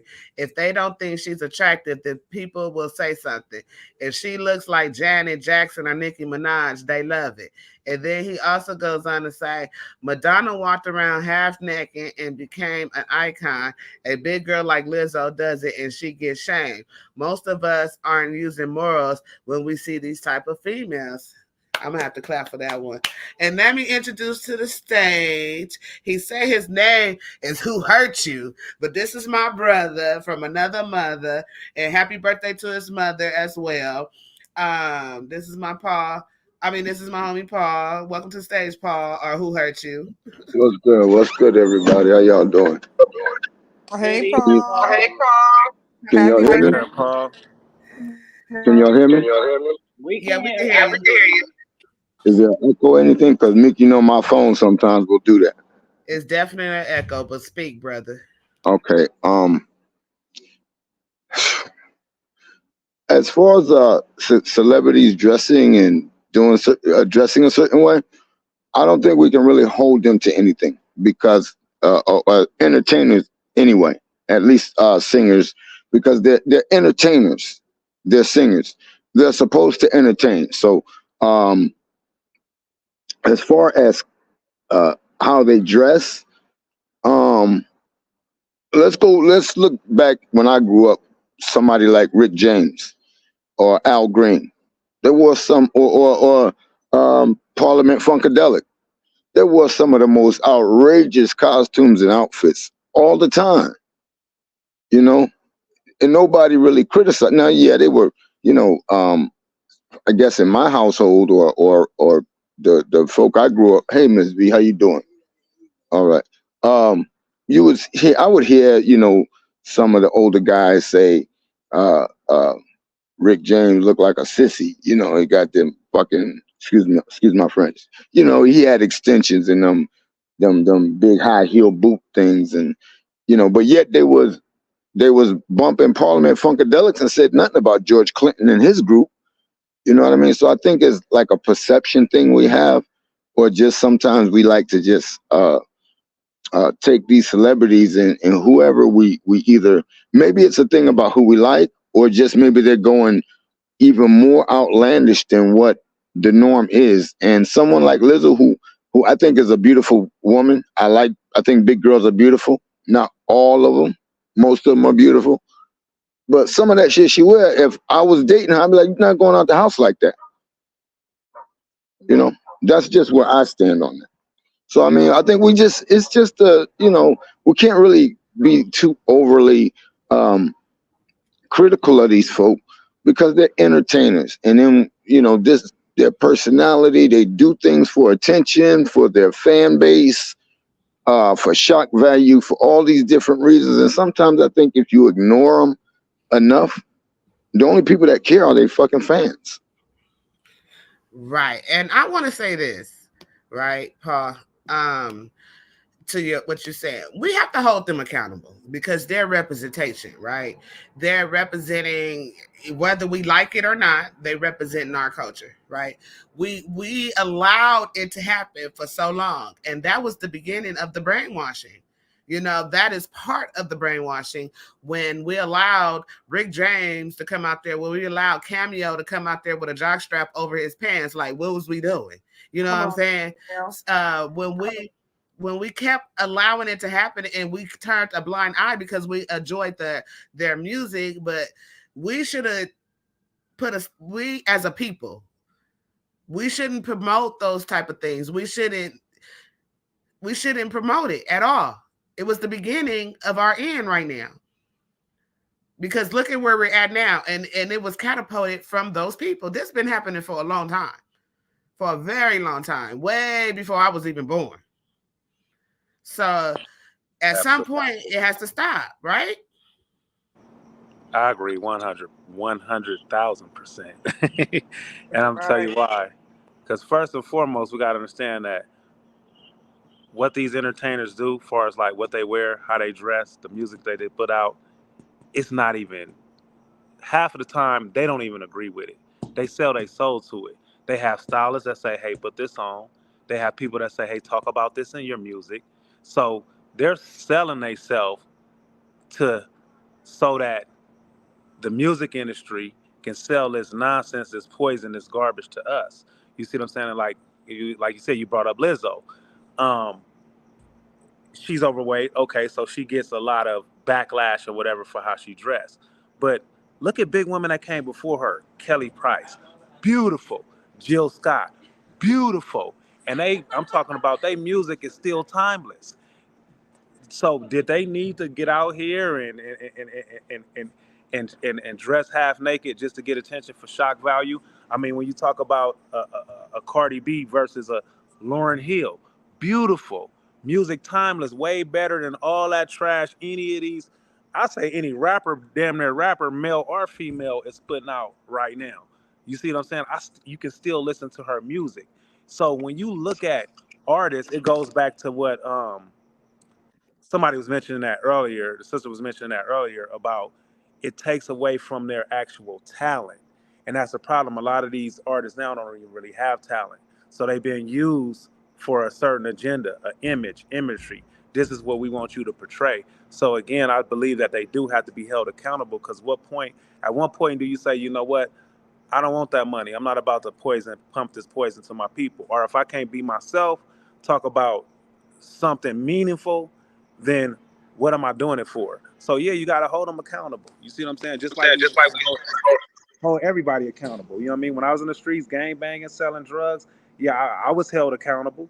You see what I'm saying? That's pumping poison to my people, and I hold myself accountable for that as well. You see what I'm saying? And that's why I changed once I realized it was wrong. So I believe everything that's poisonous to the community, we can't be biased. Whether it's the streets, whether it's entertainment, whether it's crooked preachers, whether it's whoever it is, got to be held accountable. I would like to hear from, hold on real quick. I'd like to hear from Famous One on this one real quick, and then we can move. And I'll go to you, Paul, and then Miss Fields. Yeah, I agree with bro. It's all connected to the vibration, you know, and that's what they want us to be on, and they connecting that to our children that's becoming, Mm-hmm. and they Right, come in all forms of attacks, every single form, right, right. even with gender. You know what I'm saying? Every form they come in every way. Mm-hmm. But motherfuckers gotta be in tune. Right, for sure, for I sure. sure. Okay, Paul. Okay. Um, Number one, I understand what my brothers are saying, and a lot of people in the audience may agree as well with them. I don't totally disagree that these artists might need to reconsider what they're putting out. But again, not everyone is socially conscious and socially aware and into that environment. Some folk are into um, having a good time partying, you know. So what they do, they express that partying atmosphere. Now, whether we talk about, well, I can still go to a club and dress, with some decency. You have people who are adult, especially when it comes to adults. Well, we have various tastes in what fun is. You know, for instance, I'll give you an example. There are those who like to party with ecstasy, who like to have a blunt, and there's those that don't like to smoke at all or drink. So we can't say that, well, they need to be more consciously aware. Maybe we should just be more, um, uh, how can I say it, more more careful in what we choose to listen to and have our children listen to.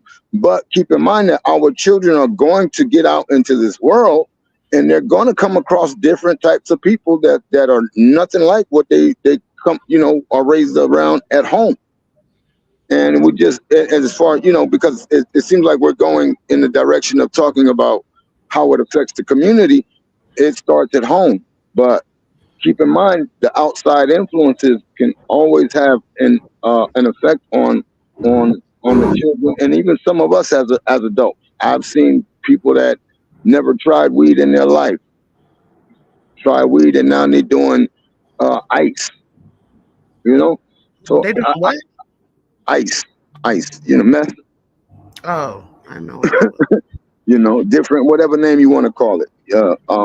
But I get it. I get it that we should be, supporting more socially conscious and aware music and dress and all that. But the harsh reality is that there are entertainers out there. Like my brother said, I agree. There are, people in the air, fashion designers and makeup artists saying, "Hey, let's put this on you. Let's try this and let's do that. Let's really make you, stand out." But I mean, it's and in that instance, it's really just entertainment at that point, is what it's supposed to be. Okay. I'm gonna go to Mrs. Fields. Y'all take over for me for a few seconds. I gotta handle something, but I'm gonna go to Mrs. Fields and then y'all discuss until. Give me a few seconds. So I was just gonna say to the brother Wellness, I agree with him. Like I was just gonna use the example of I used to love Janelle Monáe, like 'cause she would always come out. She have a little tuxedo on, or everything like that. And then I never forget the day that I was scrolling through my news feed and I saw her with like her boobs out on the magazine. And that actually disappointed me because I knew she wasn't really that type of person, but she probably felt that she had to do that to keep up with the new era of what's going on to stay relevant, if that makes sense. I always thought she was a beautiful woman, a talented artist. I still think she is. I just think she's, like I said, she's trying to keep up with the Joneses in a sense. And then to what Paul said, I mentioned that earlier where I'm not in denial. I have two boys. They're 10 and 11. They got older cousins. They go to school. So I know they're going to hear this music out here. But I always make sure that I tell them that, hey, for one, that's for pure entertainment only. Two, don't listen to that shit around me because I don't want to hear it. I remember one day, I would never forget the day that WAP came out. I had never heard the song because I don't listen to that. I'm old school to the bone. And he was playing the song. I said, "What is you listening to?" I said, "Give me your phone." Now I watched it. I said, "Let me see what she's talking about." And I watched it, and like 15 seconds in, I said, "If I ever hear this song on your phone again, I'm gonna throw it in the creek." I'm just telling you that now. So don't you ever play the song or any other song like this around me. And again, I think that that's a major thing of teaching kids too. And I mentioned earlier, Paul, too, like, that us old school folks, we not innocent. We listen to like NWA and we heard Uncle Luke, so it's not like we didn't hear those things, Lil Kim.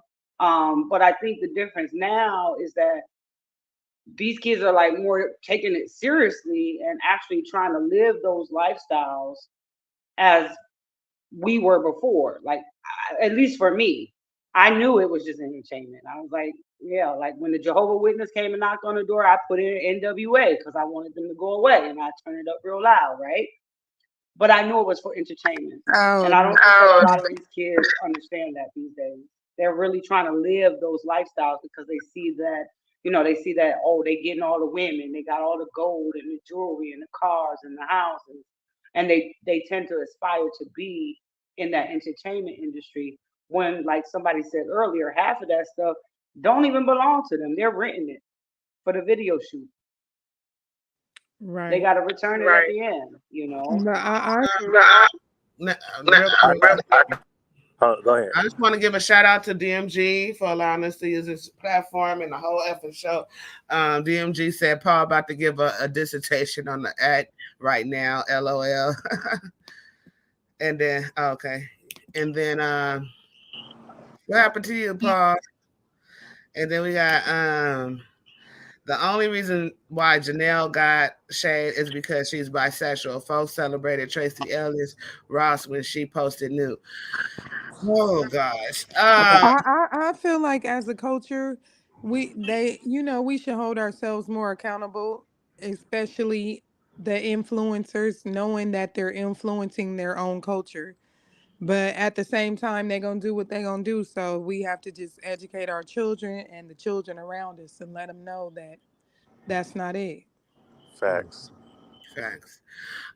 When it comes, I got a little bone to pick when she could with Mrs. Fields because she was talking about the WAP song. Now I got something to say. I got something. I protested. Let me put my camera up. I protested on that song for so long. And one day I was like hanging out with some friends and stuff, and the song came on. And I'm like, nah, turn this off. I don't want to hear it, blah, blah, blah. And the girl's like, just listen to it. Just listen to it. And then when I started listening to the beat, I was like, oh, okay. It's a song for women. It's not a song for children. It's a song for women to pump themselves up for their men. Women empowerment, right? It's a not about women empowerment. It's a song for grown women that got grown men like husbands, or I want to say husband. I don't want to say just a man, but it's for grown women when it's that time where y'all going to get romantic and you getting ready. That's the song you turn on, because you turn it on so you can be excited for your man. And so everything serves a purpose. You just got to understand what the purpose is. If my 15-year-old was listening to what, oh hell no. You know what I'm saying? I cannot. Now I got two grown children. I can't control what they listen to. But at some point, you know what I'm saying, if your children or your kids is listening to that music, and they like, I would never play WAP in front of my 15-year-old. I would never play like those raunchy songs in front of my 15-year-old. But love and romance, I don't know.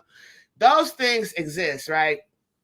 So we definitely gotta, that's why Uncle Luke, and I think Luke, even though he said he didn't sign that deal or whatever, I feel like he was one of the people that effed up a lot of things in our culture with the Doodle Browns and pop that Uchi and all that stuff. That right there is just raunchy.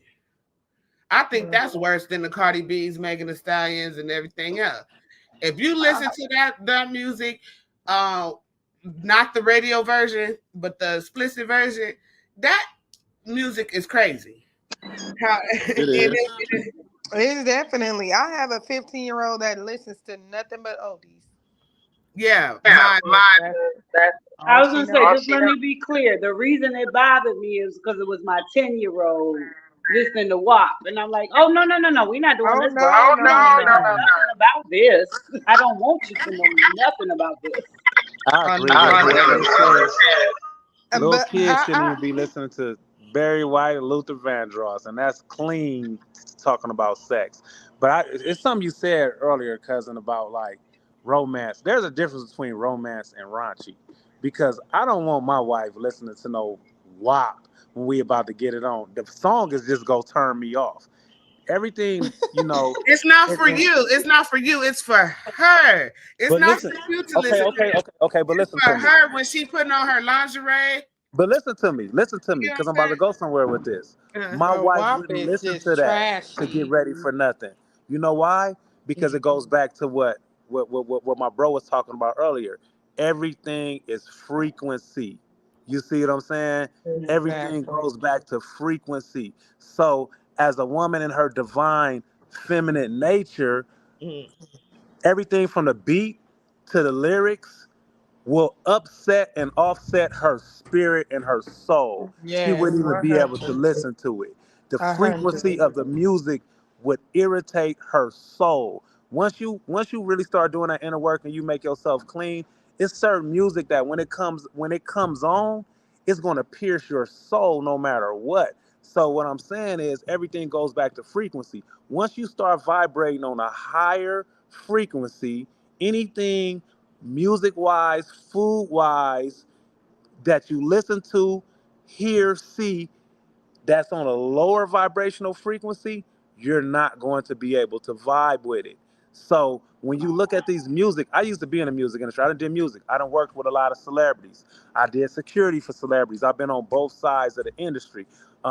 Sister Fields was talking about Janelle Monet earlier. I actually did security for her one time. And when I tell you this was before she did the whole naked thing, when I tell you, she walked up to me and she had on, she was dressed modest at this time. And when I tell you the energy that she gave off is an energy I never felt before. It was the first, and I'm talking about, I done worked with Paris Hilton. I done worked with some of the Leonardo DiCaprio. I done worked with some big names. When she walked up, it was my first time ever feeling like I froze, like time was froze. It was the energy that she was giving off. It was that frequency that she was giving off. At that time, she was on such a high frequency, and when she used to walk through rooms, people used to feel that power. They used to feel that frequency. You see what I'm saying? That confidence. So, and she was in her divine feminine energy at that time. You see what I'm saying? So, what I'm saying is everything that we give off is about vibrations and frequencies. We got to remember that. It's not just entertainment. Do we know that the CIA literally tell the music industry and the movie industry what to put out? This is the government. Why would the government tell the industry what to put out, what type of music to put out, what type of movies to put out? It's a vibrational frequency. You see what I'm saying? These things do, whether we say we mature and we adults or not, they do affect us subconsciously, whether it's causing us to be depressed, whether it's causing us to be angry, whether it's causing us to be irritable, whether it's causing us to have an attitude with our spouse and we don't know where it came from. These things affect the inner man. They affect the spirit no matter what. There's no way around it. You see what I'm saying? I received that. I received that wellness because Yeah. you have to play devil advocate sometimes. It's that that song by Doja Cat when she be I said what I said. I She read the devil. That statement word she says she's said. a Do you devil. know what? My kids know as soon as that song come on to turn it off. Mm, mm, I, mm. Okay, I need to get back to some of these questions, y'all. And y'all done answered. Let me see which one. Okay, I asked that question. I asked that question.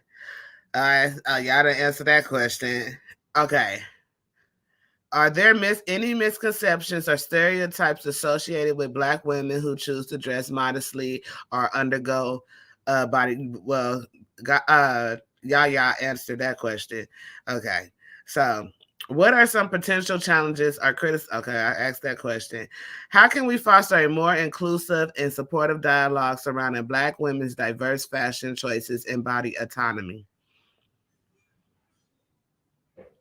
Do anybody understand that question? Go ahead, well. No, Say it ask one that more again. What time. did you say? Wait a minute, I hear echo. What you say, bro? I said, ask that question one more time. How can we foster a more inclusive and supportive dialogue surrounding Black women's diverse fashion choices and body autonomy? Spaces like this. You know what? Okay, I'm sorry. I'm gonna address the Facebook user. I can understand why people vibe to it and why some don't like it, but nobody has sex listening to Christian music. That's a lie. I know some people that's Christians that actually have sex to gospel music. I know some people that do, and it's like me it, personally. I'm not putting on no gospel music to get it on. You know what I'm saying? But it doesn't have to be gospel music, but it don't have to be super ratchet like low Exactly. vibrational music Why would either. you? Why would you not want to have sex when Jesus is present? I don't want Jesus to see what I'm doing. Why Oh, not? come on. Half of us be calling for Jesus when that time comes. They be like, you be like, oh, Jesus. Exactly. You You calling might on play the Jesus and song and God go anyway? ahead. I just don't know Jesus.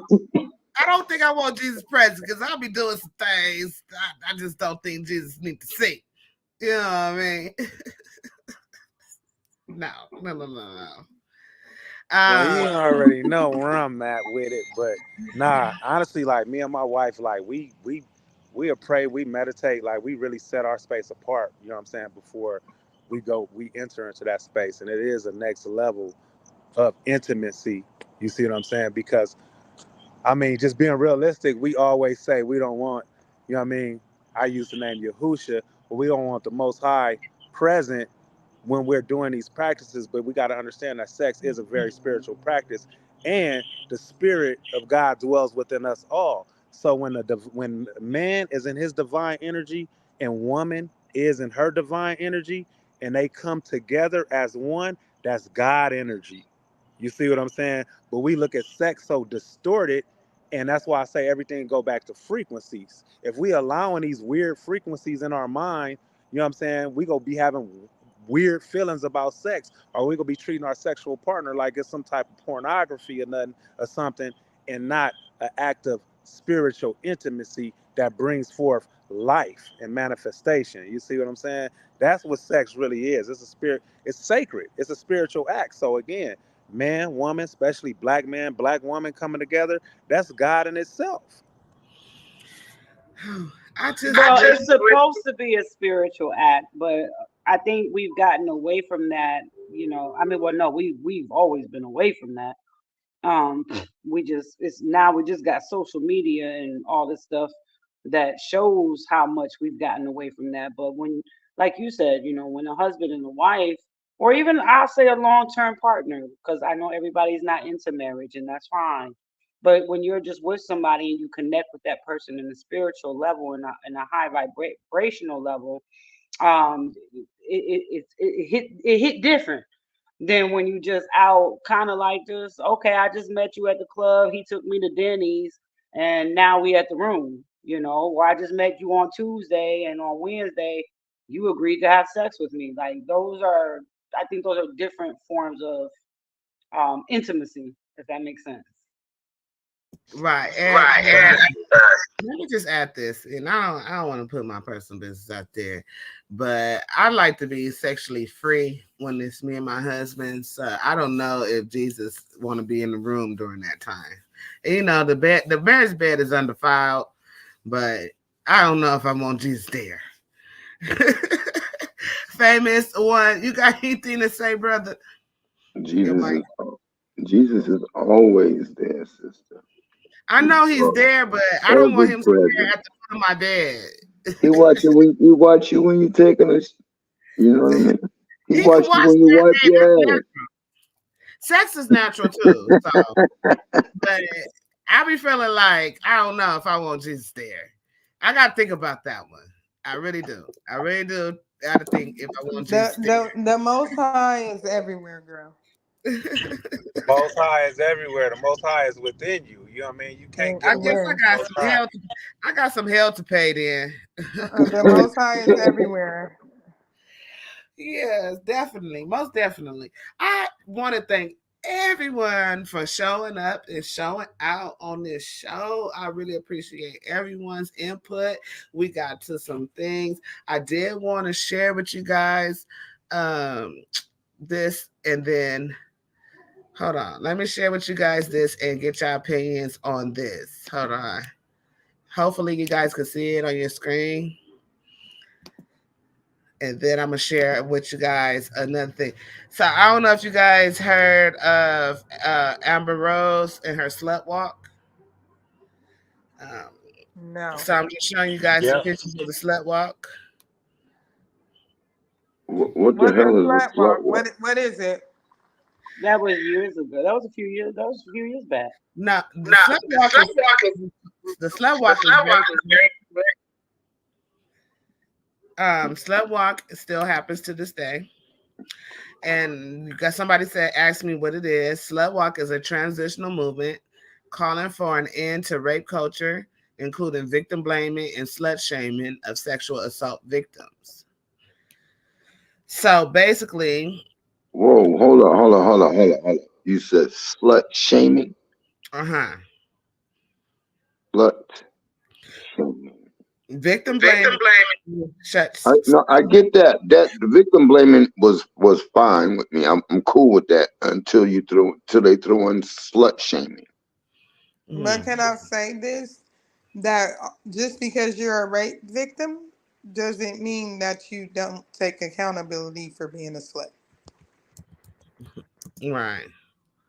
That kind of throwing in that slut shaming is like, if she wants to be a slut, let her be. That's not helping the rape victim. That doesn't. Yeah, that Or doesn't. That doesn't help at all. For me, it doesn't. It doesn't help at all. I don't get it. Right. Right. I'm looking for this video real quick. It definitely doesn't help. I get the rape victim and somebody Somebody mistaken her mistaken her her dress for being. I don't know. Wait a minute. Somebody microphone is. Where's my? Oh, I'm on here. I'm tripping. Cause look, I see this screen and I see all the pictures of the slut walk. Oh, Mike Everett. Okay, Mike Everett said, because we doing some things Moses won't agree with. Right, Mike. You definitely right. You on that. I want to share a video, but let me ask this question to the panel, and then while I look for the video real quick, let me ask this question real quick, and then we can move forward. Let's see. In what ways can Black women reclaim agency and redefine beauty standards on their own terms? Everybody, free game. Let me go look for this. Anybody can answer that. Are you guys there? Yeah, I'm here. I'm gonna start to say this. As a man, I have an idea of what I think beauty is for a woman, or to me when I see women. But I think only really women can define that. And but I will say that for most men, I think we want modesty in a woman. A little provocativeness might be okay, just a tad bit. The old song says a woman in the streets and a lady, a freak in the sheets type thing, So that's not something I think I really have. I mean, I would like to give my opinion, but it really doesn't matter because it's ultimately something that I think women need to define. Okay. Wellness. In what ways can Black women reclaim agency and redefine beauty standards on their own terms? By returning back to who they are. If we don't know who we are and where we come from, we doomed in every way. You see what I'm saying? So that goes for both men and women. So I just think like we need to go back to who we are because again, most of the standards of beauty that's been put on a Black woman come from European white society. You see what I'm saying? So we got to go back to loving ourselves. We got to go back to loving our natural look. We got to go back to really loving ourselves because it comes from self-hate. You know what I mean? It all comes from self-hate. So we just got to go back to loving ourselves and loving who we are and knowing who we are and knowing what we are. It's so much going on right now where the truth is being revealed about who and what we are, but we paying attention to all the distractions. You see what I'm saying? Like I know everybody, not to get off subject, but I know everybody saw what Russia just put out, the pictures of the Messiah and all the prophets being Black. I mean, we all know that, but that representation, that physical representation to actually see that should spark something in us and let us know really how special we are as a people. You see what I'm saying? It should really let us know that we are the Most High's chosen people. And once we really realize that and get back to who we are and who our creator is, self-love, man, we ain't got to be running around here trying to look like these Europeans because that's what it all is. Hair weaves, press, fake bodies, all this stuff, man. We wasn't doing that. We wasn't doing that. We was natural beauty. And the reason why they pressed all that on us because they was jealous of our looks. We got to understand that our looks are beautiful. You see what I'm saying? Not their standard of beauty.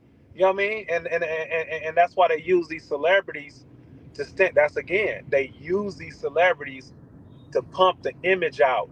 And they say, look, here's Beyonce, here's Nicki Minaj, here's such and such. This is how you're supposed to look. You know what I'm saying? Okay, here's Jay-Z, here's P. Diddy. This is the type of money you have to get this type of woman. Ain't none of that BS us. It's all false. You know what I mean? Our ancestors ain't none of that us. We come from royal people. We come from riches already. We already rich. We already wealthy. It's inside of us. It's in our DNA. We don't need to be out here chasing the white man's dreams. You see what I'm saying? That's just my take on Let me address the Facebook user. He says, I think this is Michael Everett. It says slut shaming is what 50 Cent did to his baby mama after he found out she worked for Diddy. Anyways, Mrs. Field. I mean, no. Let me go to famous one. Famous one. How? Wait. What in what ways can Black women reclaim agency and redefine beauty standards on their own? So, in other words, let me just rephrase it. In what ways can Black women redefine beauty standards? By being their natural self. Okay. But it takes on the man too. It's on our outlook too. If Mm, they out there trying to identify with a lot of these men as identify with the systematic the way to identify our women when we see them. Well, not me, but the, as far as the loopholes with the man in society. right. And that Miss goes and that a lot like that goes with bro we saying it's the same. It's everything is a dot. It's the same chessboard. They coming in every way, Let me ask you every this. form. Let me ask you this famous one. Do you think that if Black men stop going after women that dress like that, that more and then start going after women that's more dress more modest, that it'll change? Like, say for instance, if men stop approaching women that's dressed like prostitutes and start approaching women that have on But dresses. that's not gonna stop. I'm asking you It's, if men that, if you men gonna start ignoring if men start ignoring women that dress provocative and start paying attention to women that's covered up, you don't think that it would change? No. I don't see that. And let It's me all tell it, you why. it's gonna be too many men that's always gonna looking for that easy route. So that's gonna nah, because they still gonna outnumber that men that want the modest women. I can agree with that. I definitely agree, but I'm hypothetically speaking, if the majority of men stop paying attention to private, I understand they want the easy route. I get it. I get what you're saying, right? And that's the reality. That's the reality of it, right? However, like say for instance, this is hypothetical. If the majority of men stop going after those type of women, then do you think that that can change? Like if majority of men decided, okay, I don't want the easy route. I want me a queen. I want a woman of modesty. I don't want everybody looking at the woman that, you know what I mean? Do you think it's possible for that to Yes, happen? It's possible but it it can happen, but I think there are still other aspects. Oh, Um, I believe so. Like, cause like again, a lot of women do things for men. Let's just say that. But there's a certain type of man that's going after that woman. I think it all stems down to, especially now with social media, with the trips to Dubai and the flying around the world and the Louis bags and the Gucci purses and all these things that's being presented. Even Mhm. if our black men, because a lot, honestly, just being realistic, a lot of our black men, if you look on social media and start really seeing, they are starting to look for the woman that's modest. A lot Mhm. of black men do want the modest woman. A lot of black men are looking. Where are the modest women up? We looking for them. But you know what? You know what's happening? Mhm. Those same sisters, the reason why they go continue to dress like that and act like that, because these rich white men, these rich Saudi Arabian men, these rich Mexican men are the ones flying them around the country and spending all this money on them. The video that you showed earlier, what Malcolm X said, I'm gonna show the exactly video again. is exactly what he said. So it's other races that are lusting after our women and giving those women our attention, their attention. You see what I'm saying? And they're getting that money. They're dangling that carrot in front of them. Hey, come get this. Come get this, you silly rabbit. You see what I'm saying? So again, that all goes back, just like bro keeps saying, it's all on the same chessboard. So that goes back to the home, the father being present, showing the daughter love, letting her know that she is loved, so that she don't never have to fall for none of those silly tricks. So Mhm. it's a lot to unpack when you talk about that, because it all goes back. Everything that we talking about goes back to the home and the father, a real father not being present. You see what I'm saying? Let me give a shout out to Michael Everett. Inbox me, bro, because we need to talk. Because you, the video we did together, that was like my number one views. We need to talk. But he says if males ignore them, then they won't have a reason to try to bait us that way, right? I get it. How do a woman bait? It's and this is shout out to my auntie Pam Morgan, Pam Johnson Morgan. It's called dropping the hanky. Back in the day, how we bait the men, we drop the hanky like, oh, my hanky fell. He picks it up, or my books fell. He picks it up, and then you have that conversation. That was the art of luring the man. Now that my titties is out and my ass is out and all that stuff, that don't lure a man for the right reasons. You're going to be an easy target. Like the brother said, like the famous one said, you're going to be an easy target. You're easy. And I've been there before where I'm like, I felt that I wanted the attention of men and I started showing everything and I got all this attention. And then I realized I'm smarter than that. I want a man to love me for this, Or not sometimes it's also gonna be women in competing with each other, trying to make themselves cute amongst other women, trying to belittle them in a sense to as showing their beauty in that type of form too. they're competing with. Let me clear you up for this a little bit because they definitely are competing with each other, but they're competing with each other to see how much more attention they can get from the male species, whether they're lesbian or not. They do that like you know how you rate that competition by how many men come up to you. Like I'm that, so it is what it is. You know what I'm saying? Um, I want to show this video real quick. Did somebody? Did anybody else have I anything? just wanted to add something real quick because you said something that was interesting. Like me, when I was growing up, like because I was the more conservative, I was always the dressed one. But I had some friends that they were a little loose, and like the guy would approach me, but then I guess maybe he felt like, yeah, that's not an easy target. I'm not going to get nowhere with that one.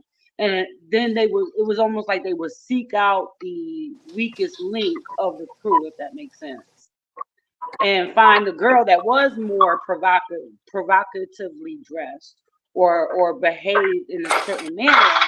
And then that's the girl that they would actually end up approaching because they only had that one thing in mind. She was an easy target. That's all I wanted to add because that was interesting to me. Let me hold on. Let me play this video real quick, um, you guys, and then you guys tell me what you think. And then after this, I'm gonna do final thoughts, and there will be a part two of this show. I'm doing a part two on Friday. Um, let me play this.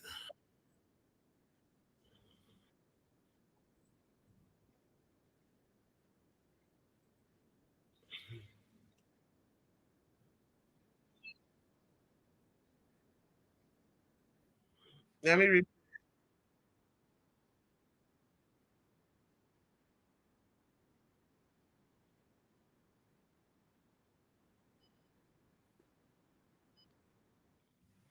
Okay, let me play it one more time. Hold on, because this ended up going to different.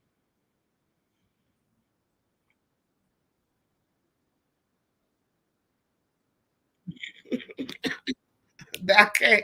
I can't stop laughing off of that one. She said, "Wait, let me do it one more time. Hold on,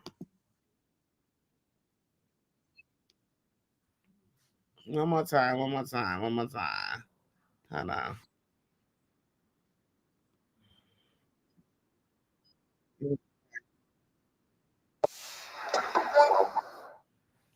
Let's see.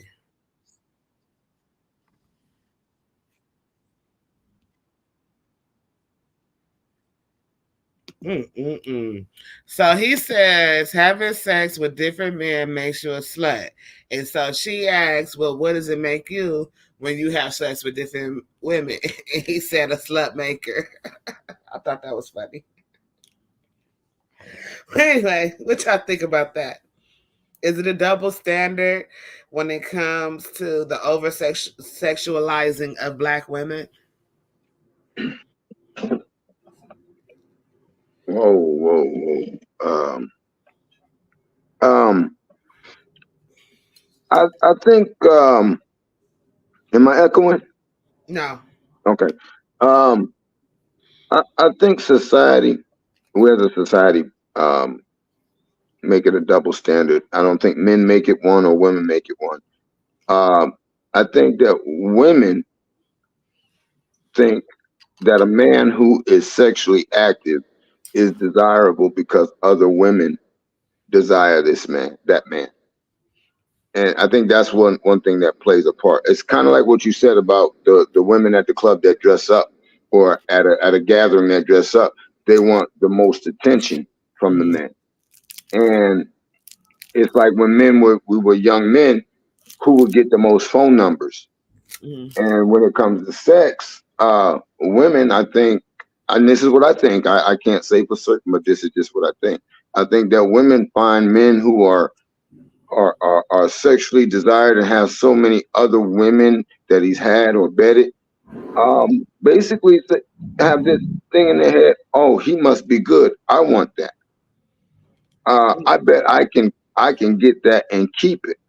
I bet he'll want this more than he'll want that one.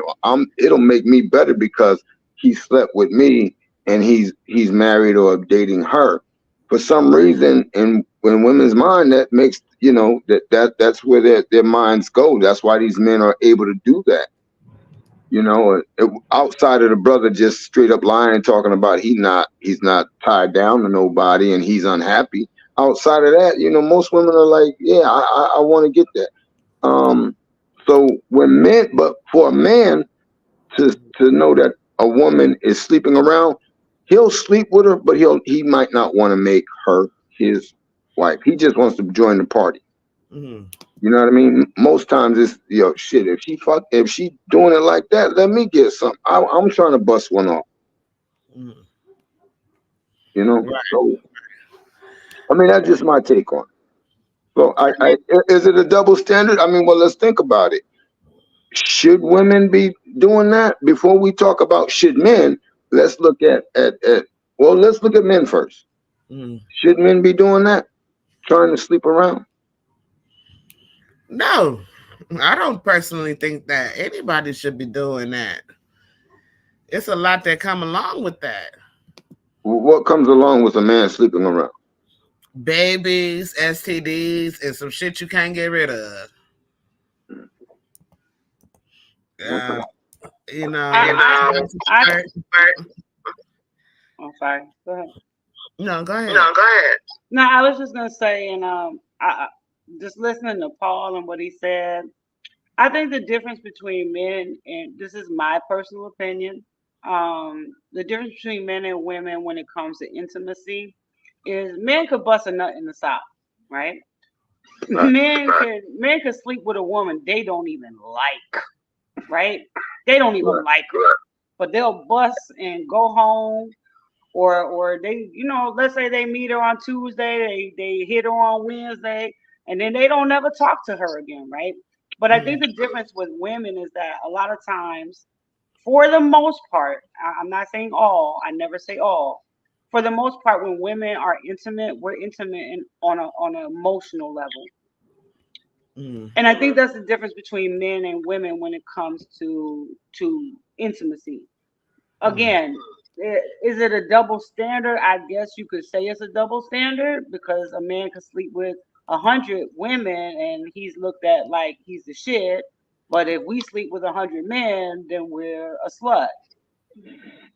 But I also wanted to just throw in the fact that most times for us, unless you're a streetwalker or something like that, making money, we tend to be intimate off of our emotions, where men aren't the same. They're not built the same in that aspect.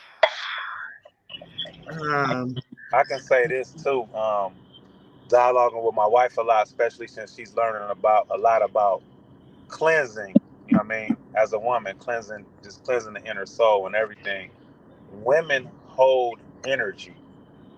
Um, so like it's more damaging for a woman. And I'm not saying it's right for a man. You know what I mean? Let's just get that because I know people listen to be like, oh, I'm not saying it's right for a man to go sleeping around with a bunch of different women. But what I can say is it's more damaging for a woman to sleep with multiple men emotionally, spiritually, and physically because you hold on to every energy that women are like containers. They hold on to every energy that they You think interact. men? You don't think men hold on to that energy too? I think men do, Yeah. can, but not to the extent as a woman. You see what I'm saying? Just the way a woman body is, just not body, just the way a woman is made, like her divine energy, like I don't think a man hold on to it is because again, a man can be totally emotionless. I think Mhm. here's my thing. I think men being the giver, the more sex a man has with women, with multiple women, the more disconnected from emotions he become.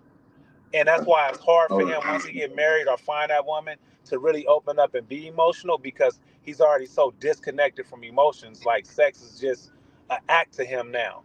But I think when it comes to women, being that you are the ones who actually hold emotions, just like you have a womb, you carry a child. Like there's so much to a woman, it becomes way more damaging in the aspect of holding on to those energies.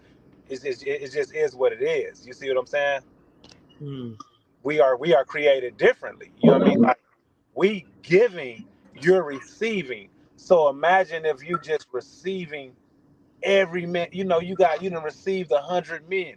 You know what I mean? Like that's different. You see what I'm saying? It don't make it again. It's not right for a man, but physically, um, it's more physically draining on the body for a woman. You know what I mean?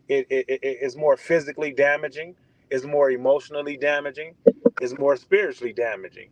That's why women are made as the tender vessels. Our body, our makeup, our genetic makeup, everything is different. You see what I'm See what saying? I'm saying? And again, And again, it does affect us. does affect us. I Like want to give a quick example. Y'all could jot this one down because I experimented with this one day and it really opened my eyes and that's why I said what I said. If you were to ask your friends and family, male and female, if you were to ask the women, right, in a private conversation, like not on here, and say, hey, do you remember all of your sexual partners, right? 9 times out of 10, the women are going to remember each and every sexual partner they've ever had. I don't care if it's 5 or 50. If All you were to ask a man how many sexual partners he had, whether it's 5 or 50, I guarantee you there's some names missing because he didn't give a damn about them. It was just a nut.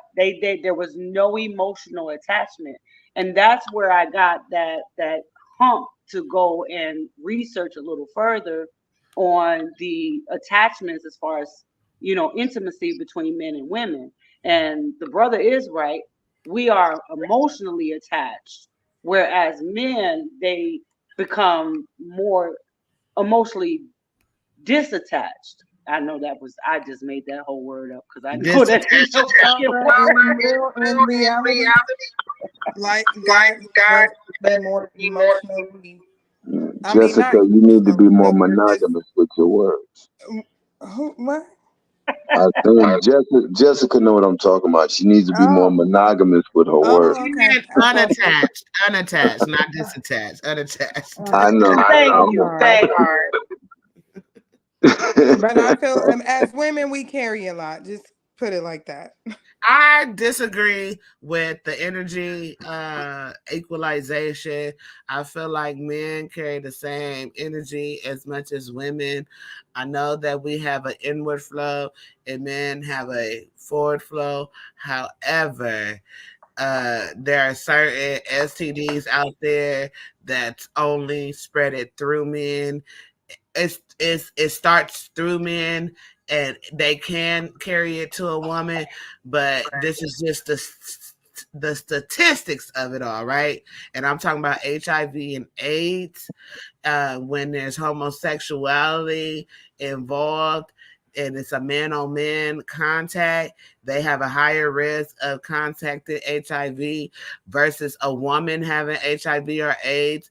She only has a 2% chance of giving it to a man. So that tells a lot. That tells a lot. And then also, men, they might have thousands of millions of sperm, but they ejaculate thousands of millions of sperm per sperm. And shit, as soon as they bust a nut, they fall asleep, their energy gone. But men are so much more likely to get over something than a woman. Mika, That's look not what true. cousin, That's look Like, what not you just yes, true. said. it is. That I just They literally agreed. 100%. Why? Because men, they take their trauma to a whole nother level. Once they get their heart broken, every single female they encounter has to experience that heartbreak. Cousin, look what you just said. You said exactly what I said. You said once they bust that, their energy is gone. And that's what I said. I said we give energy and y'all hold it, y'all receive it. You see what I'm saying? Where's Right. that? Where's that energy? That's what I meant by women hold more of that energy than we do. You see what I'm Well, saying? Yeah. how many I times you don't been agree. sitting on the couch looking at the nigga walking out the door like, what? You left me with a wet. Like, what? That's for example, like, okay, so you and a person, y'all have sex. It was great. It was wonderful. It was everything you might imagine it to be, right? The dude goes home, you at home. He done went home and he done went to sleep. His What your home ass doing? Your ass texting him. I had a good time. I can't wait to see you Exactly. Even when he again. walking out the door, you looking like he leaving. Even though you know he has to leave, I want to say this. His home needs to be and he's here. leaving because he has to leave. But you looking like, No, he wow, don't you have don't to care about leave. He nothing. needs to be right You don't here. care. You don't care about nothing. His job, nothing. Just, why is he leaving? But he's like, I have to go to work, or I have to do this, or I have to do that. So yeah, Yeah. we do hold it more. I hate when my husband. Right. And first thing in the morning, you tell her, "Good morning. How you doing?" You up there cooking up some eggs and rice and shit early in the morning. Cooking up some eggs and rice. Because he done knocked that box loose, boy. Sure. Early in the morning. Making him a fucking sandwich with some eggs, avocados, and lettuce and tomatoes and shit. He done packed his ass a lunch for work. Packed him a lamb for work. I made him some breakfast. All that. How Anyways, many avocados you got left in your Point refrigerator? proven. And what is he doing? Picking up the sandwich, walking out the door. let me tell you this. Paul, I keeps me some motherfucking avocados, okay? Because I'm from California. Okay, I always got them avocados on deck. just asking. I was just Avocados curious. make it. I'll make him a motherfucking omelet, put some tomatoes and avocados on that mud. He be in love. In love. But my brother had to tell me one day, stop cooking for these niggas because they don't never want to leave after you do that. So I cook for certain people, but I cook for my husband for sure. For sure. But before that, I'm talking about before my husband, pre-husband. I used to cook all the time for niggas. They wouldn't leave. I'd be like, when you gonna take your ass home? When the But groceries are gone. huh? When the groceries are gone. Right now they over here trying to use you, honey, for the Man, meal. Hey, I got used so I just bad. got to the house. Y'all, I'm about to cut out in a No. second. Let's get our final thoughts. Hold on, real quick, because we do our final thoughts. What's your final thought? Cousin?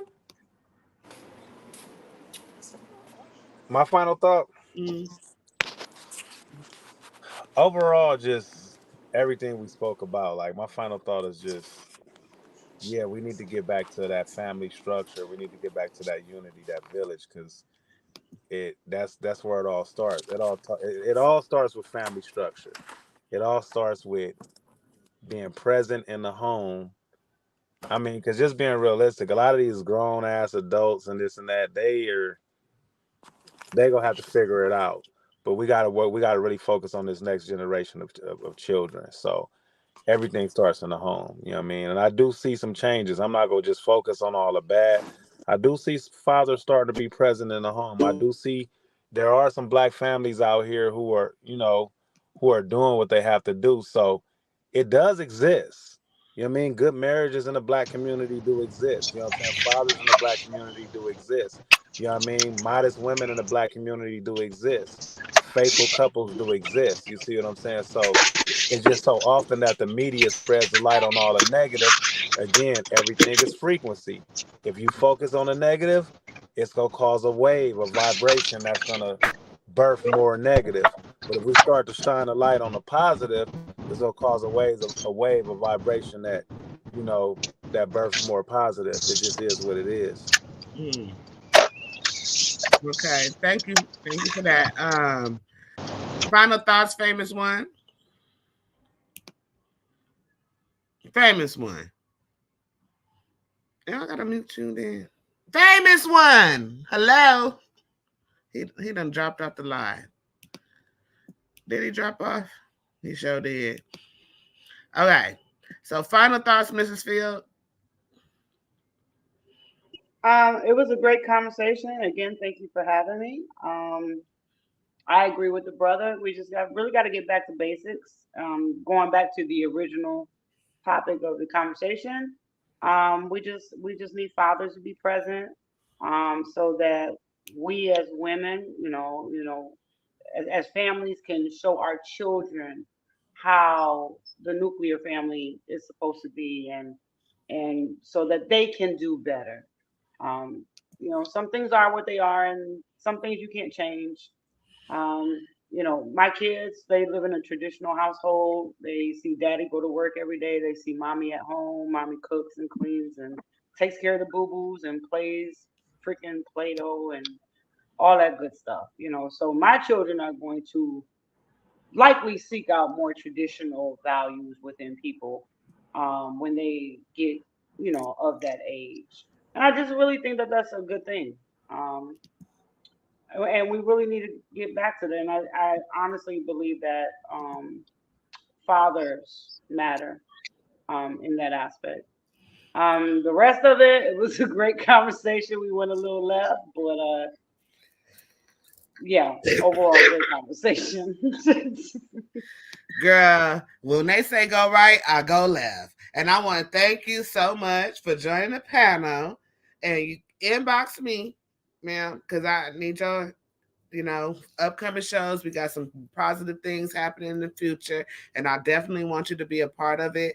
And I appreciate you so much for coming on the show. Thank you so much.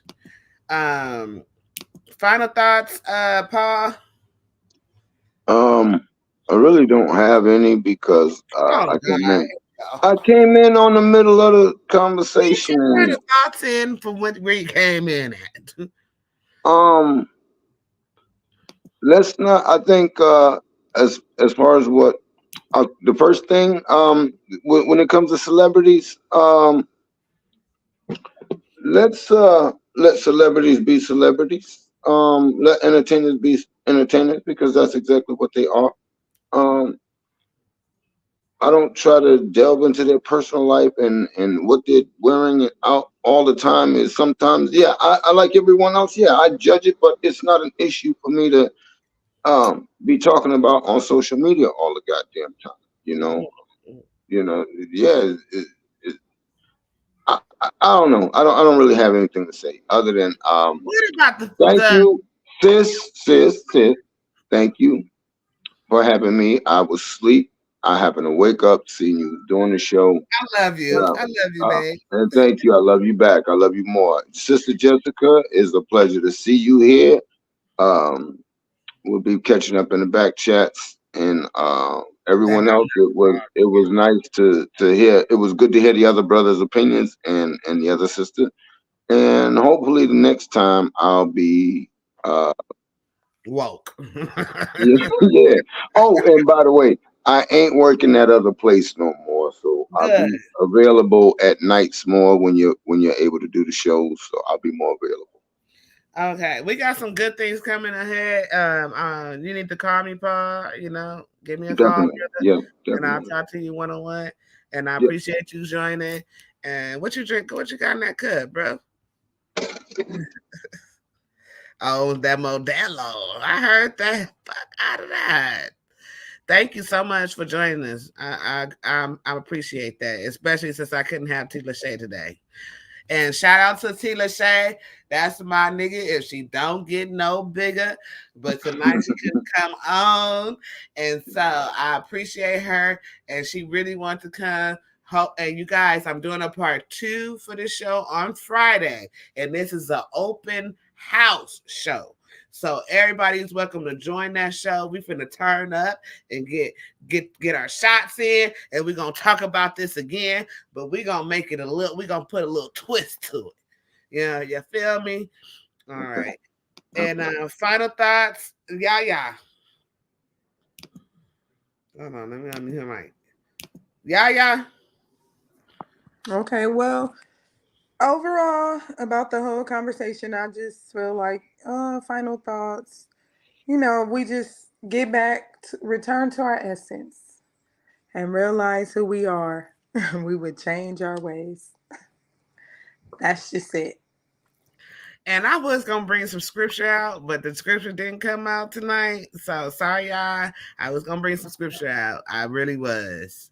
But we're gonna talk on Friday, and I'm gonna bring the scripture out, and I'm gonna bring about the apparel and the dress according to the scriptures. I know everybody do not subscribe to the scriptures, and I am not force feeding you the scriptures, but that's what I live by. Okay. So anyway. Thank you, Yaya, for joining us. Thank you, Mrs. Fields. Thank you. The famous one dropped off, but he didn't have his final thoughts. He had some other stuff to do. And this is Shooting the Shit. Make sure you like, subscribe, and share. And also subscribe to my Mika Wash YouTube, MEIKAWASH on all platforms. And I'm Mika Wash. This is Shooting the Shit, and we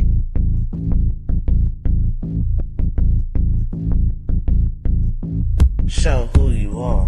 Good rig. Is your kid in bid the forbidden? As it was written, you overbidding. With the heathens, karma is a bitch, so how you living? Pray for my enemies, unforgiving. Cast the pearls on hog moms and chitlin'. If it's too hot, get your ass out the kitchen. Finger licking good looking. Stewing in the stew, I'm cooking. You psyched out, paranoid and shookin'. Shook the table, spades I'm booking. Get prepared for this ass whooping. Listen to the words being spoken. You were talking, I'm awake and woken. While I'm spitting this, got your spit, got choking. Era up, a glance in my world, eyes shut open. Parallel in my mind, I'm chosen. Reverse the time, heart frozen. Antarctica, cold as ice. Casted locks, rolling dice. Mean as nails. I'm nothing nice. They persecuted me like they rejected Christ.